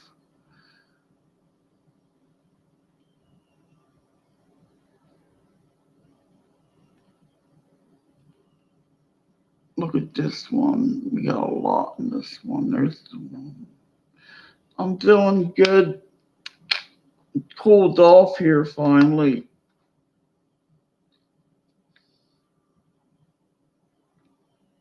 Whoa. Man. I don't know if that's damaged or what.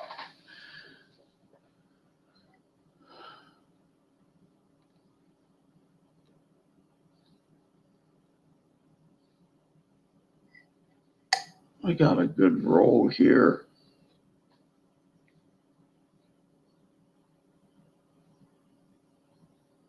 No, that ain't damaged. There's a die chip on the D itself. Let me see if I can't match this. I ain't gonna match it unless that site don't have it. Might just be die chips on the mint mark. Let's see.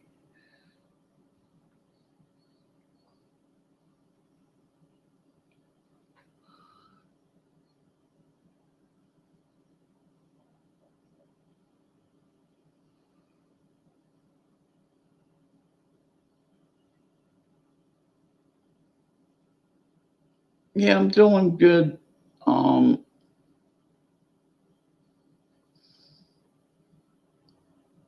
Took about 4 days off from the gym.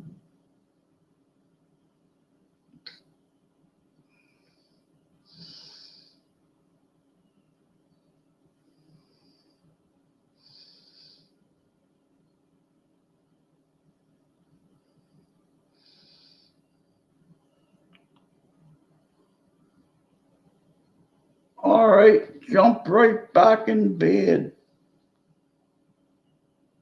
Oh, I slept to 9 o'clock today.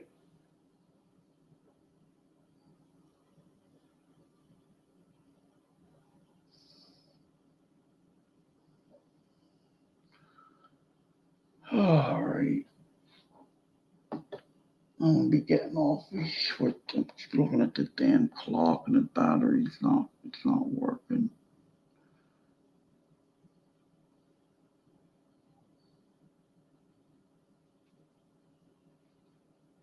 See that on the mint mark, Treasure Woman? It's I don't know what it is, dye chips.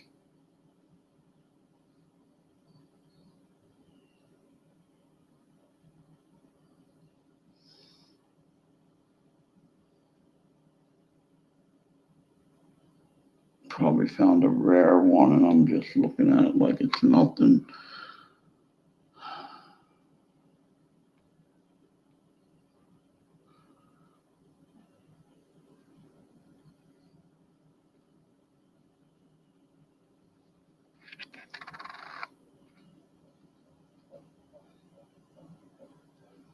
Here's the dye chip on the 5. That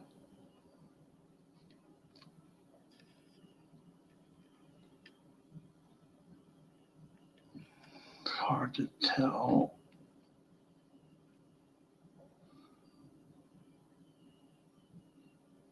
If you got a flash on a camera, see how this does that? Something that you could flash and get the center lit up while you take the photo. That would have to be some tricky photography there.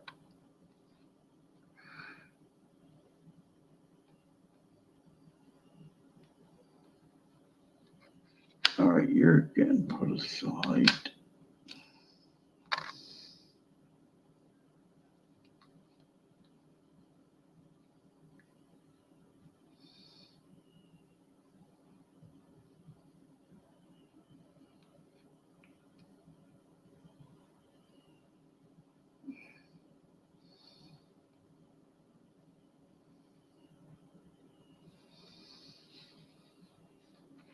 The whole roll might be the type of, I don't know.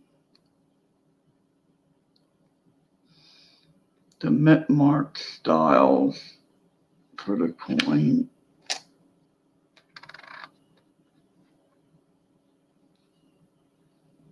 For that year, whatever.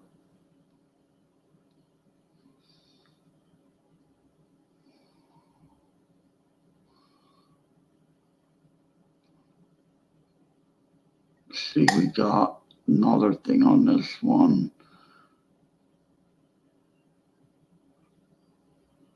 It could be the mint mark punch itself, could be all worn as another dye chip in a B. Huh. All these ain't going nowhere. They're going to be put aside. And maybe I'll just sell the whole roll to somebody that could look at them. That's one of my plans.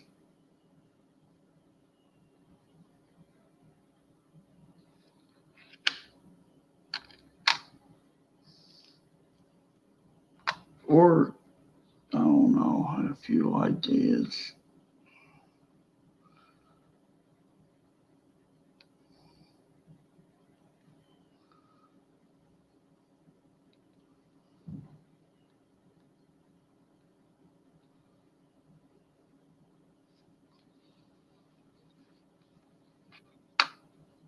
Look at that. That's bus money there. They're beat up, even if they are an RPM, they're all beat to hell. Some of them.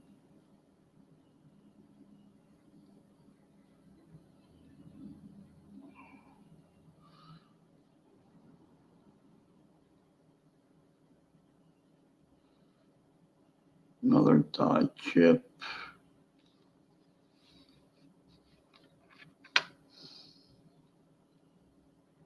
least the variety Vista has the die chips, so that's on a lot of them. Oh, the RPMs.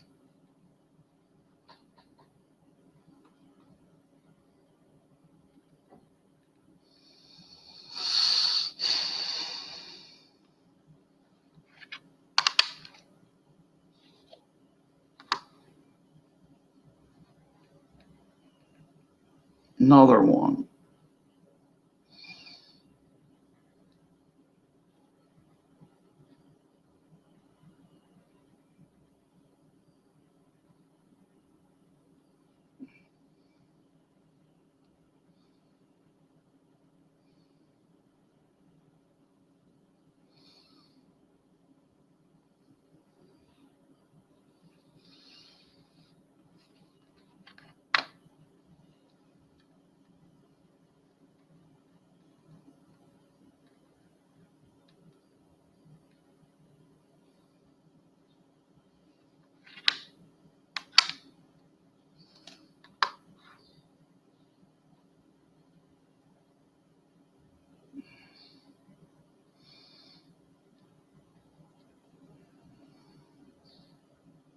One to be.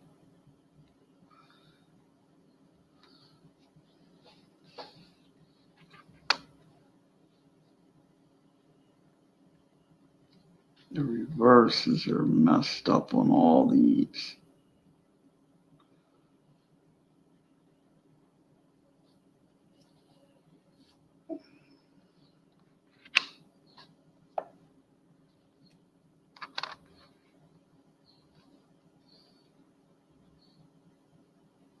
Here we go.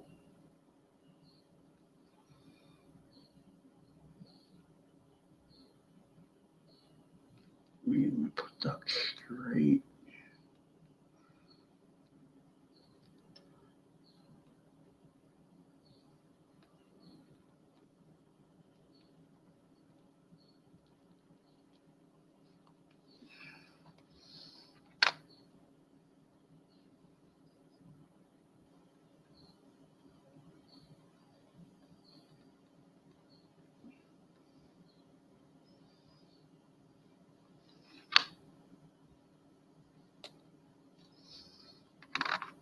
This one's all messed up. Let's see the mint mark. Junk. You're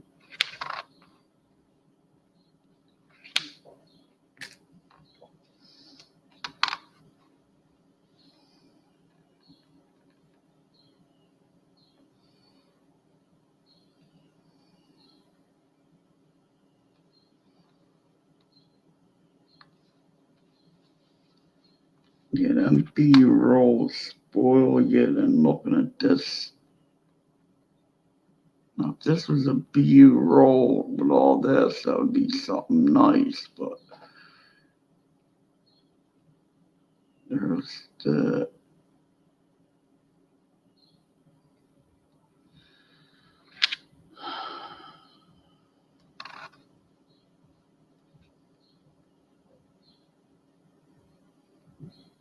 that's on an angles. That's something there.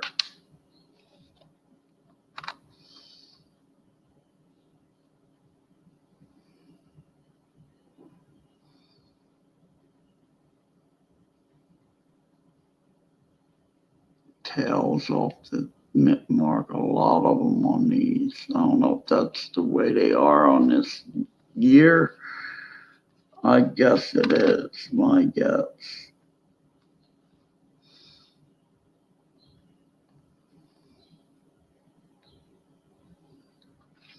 All right, let's get our divider right here. I use these as a divider and a roll. I got a whole thing of them. And I put them ones that I think there's something on top.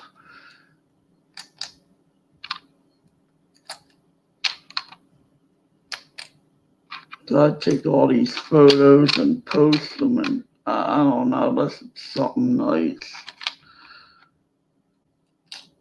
It's just too much.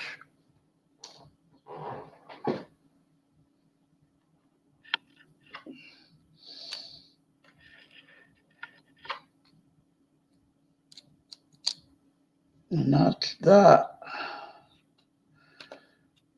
Now, next week, I should have a roll come in, but I'm going to be doing this one here.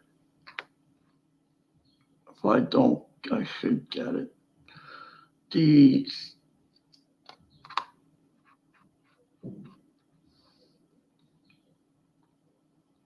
See, it's shot there. It's going over there.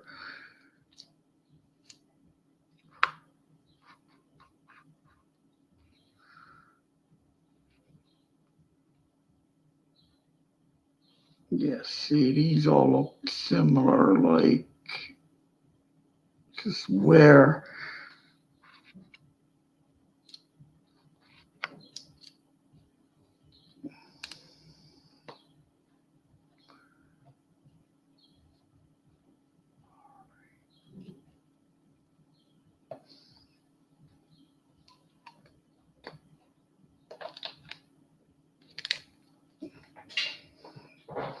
I gotta go to the bathroom. And these are nice.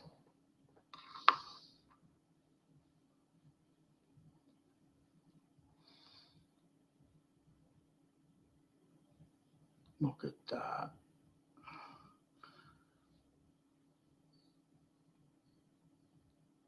Now,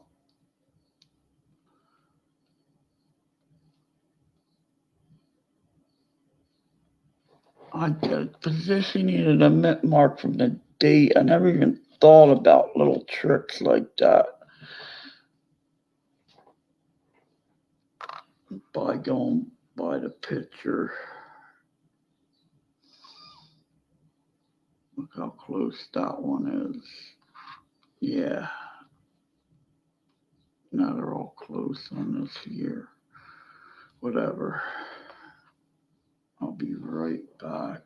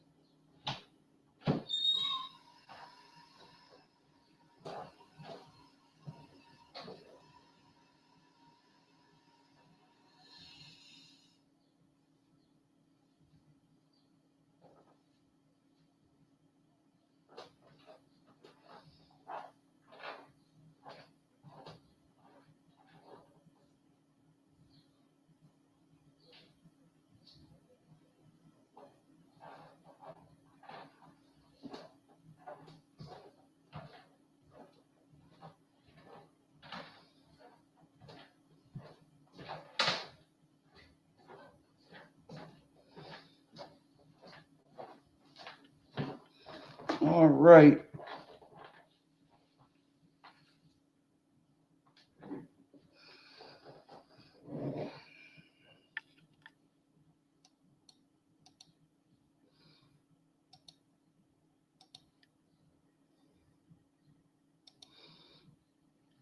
That was fun.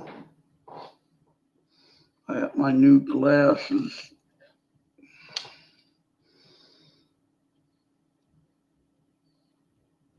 The frames are cheap, but yeah, they work good.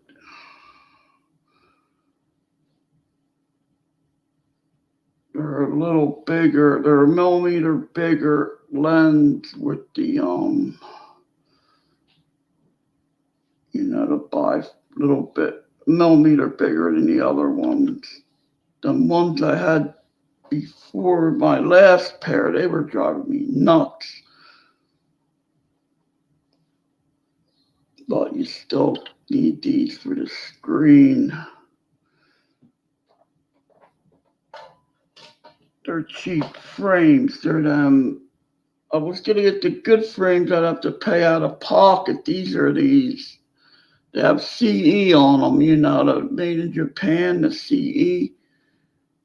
Actually, they're all made in Japan, but they're a better frame. I'd rather pay. Oh, it's only a year, then I get another pair, but still, it's.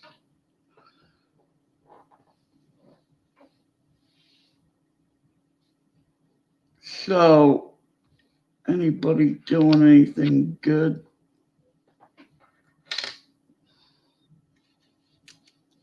These gotta be. This will give me another roll.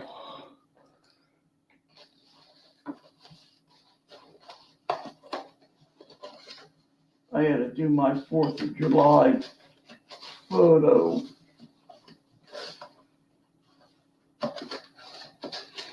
Put all my Bicentennial coins. Put this stuff away.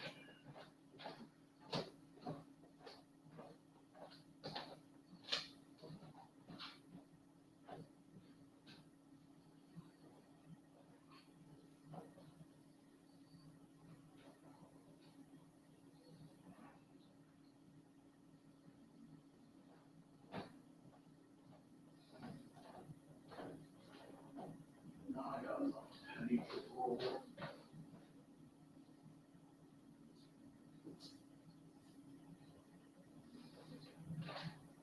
Bus money.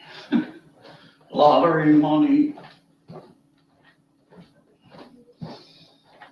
You see this? They got the Bill of Rights.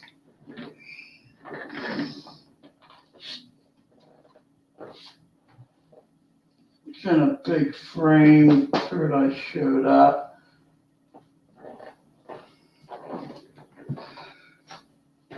And that's what I should have asked when they were in here, the Q&A, about if this is a type 1 or 2. Susan B. Anthony, damn it, I should have got this out. I ain't gonna put it under the scope again. I can't tell. It looks too close. Well, I should have got it out before.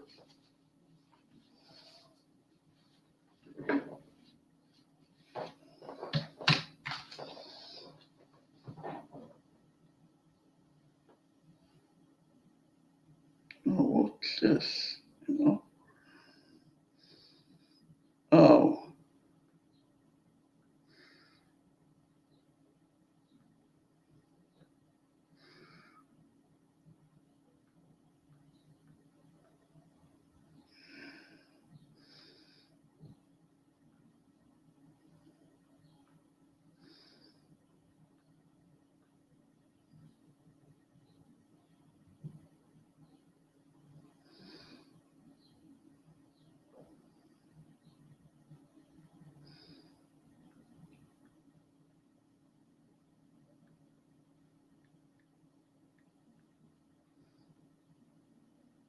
Let me put this on my playlist.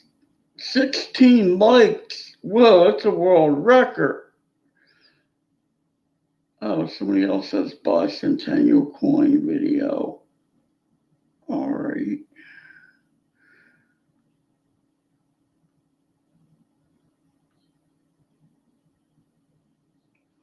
That's a world record. Welcome. Hit the like button. Let me make 20 likes. That'll be a world record for me.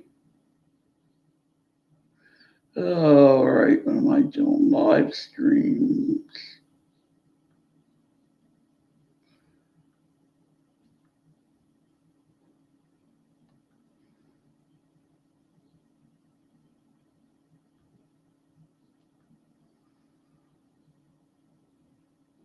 Thank you for hitting the like button. That helps me out a lot.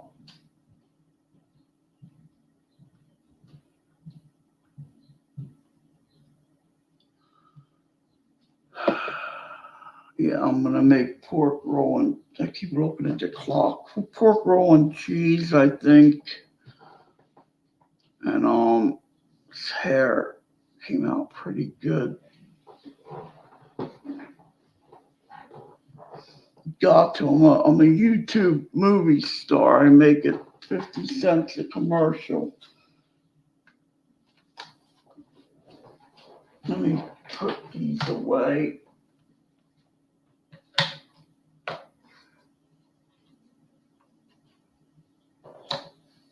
And this is the real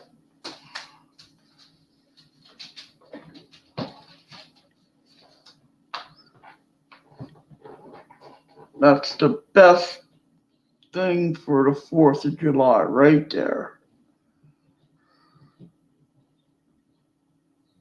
Oh, that bled through on there. Wow, I didn't even notice that. How would that bleed through on month? They must have stamped that hard on there. This bled through on a banknote. See it? That's something to look at. Usually that wiped off from another bill. Wait a minute.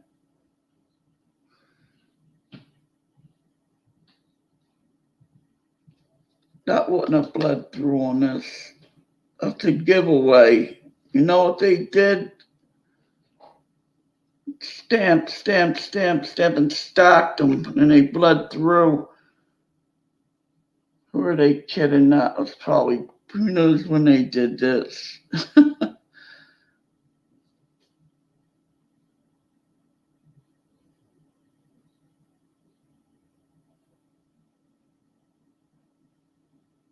Boss? I don't know. Unless I took the bill in myself and got it stamped in 76.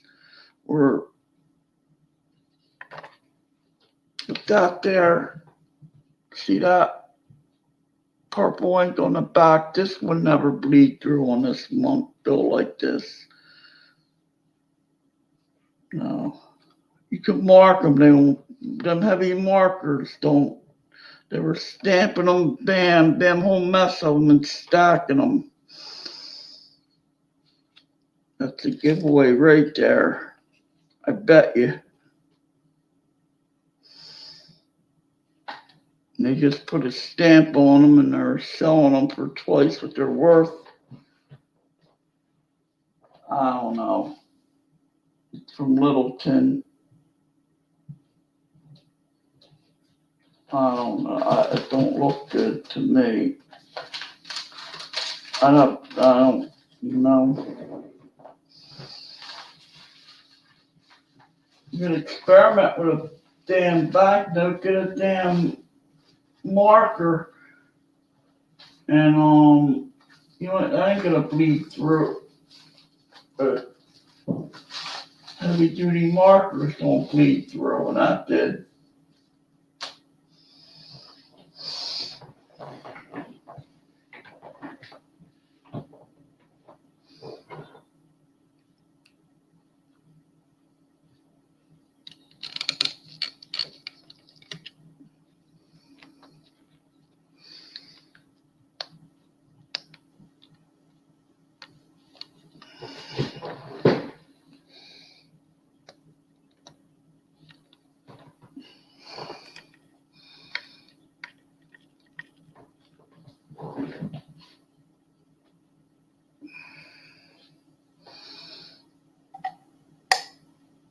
Yeah, silver closed out at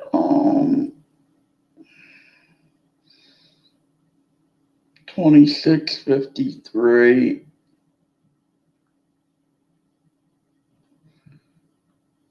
And this other site got 54. I could never figure that out by a penny. And they're both Kitco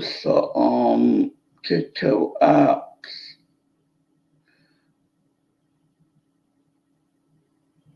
I don't know. Let me see. One's a Kitco app that puts it on your phone on top, whatever you want, silver, gold, whatever price. Now it's on 53. That always does that. I can't figure out why. Now it's right. I think it was 53. No, 54. I believe this one on top of the app.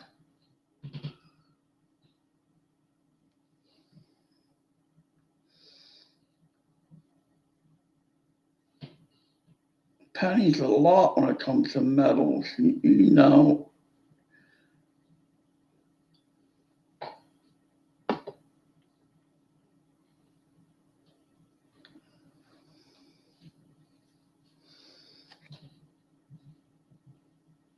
And make sure you get over to Battle Chat.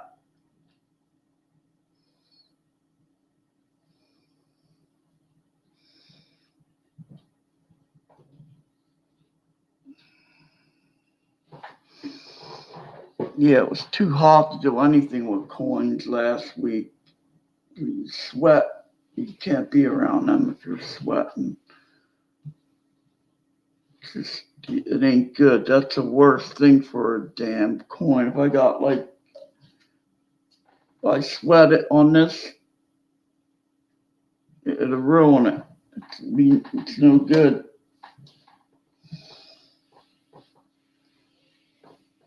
You ain't gonna dip it to get the sweat off, or it would ruin it.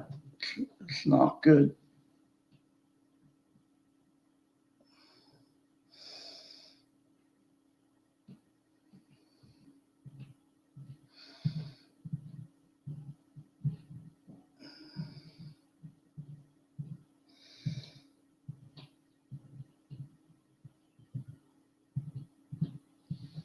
My leg is messed up.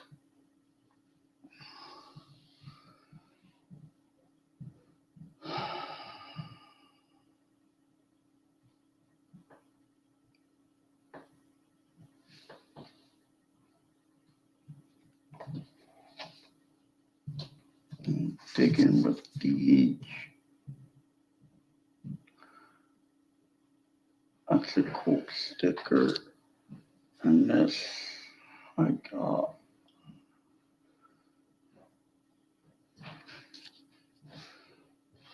And that's what I got.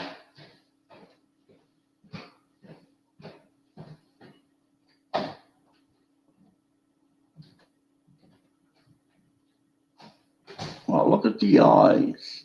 They look like they're lighting up. I got a shell token.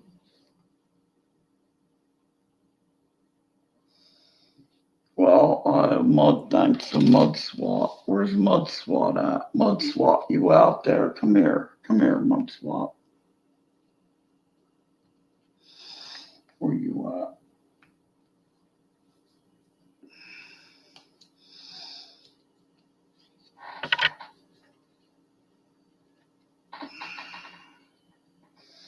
Man, I want to go to a cookout, man, and eat grilled food.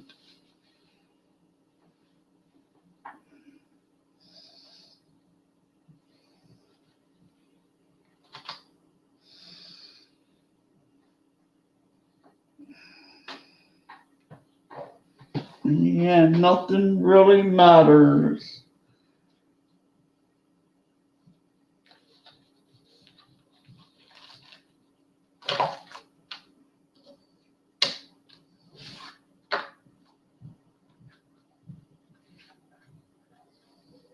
Yeah, I gotta get. Yeah, I gotta eat. All right. Take care, everyone. Have a good, safe weekend. And later. See ya.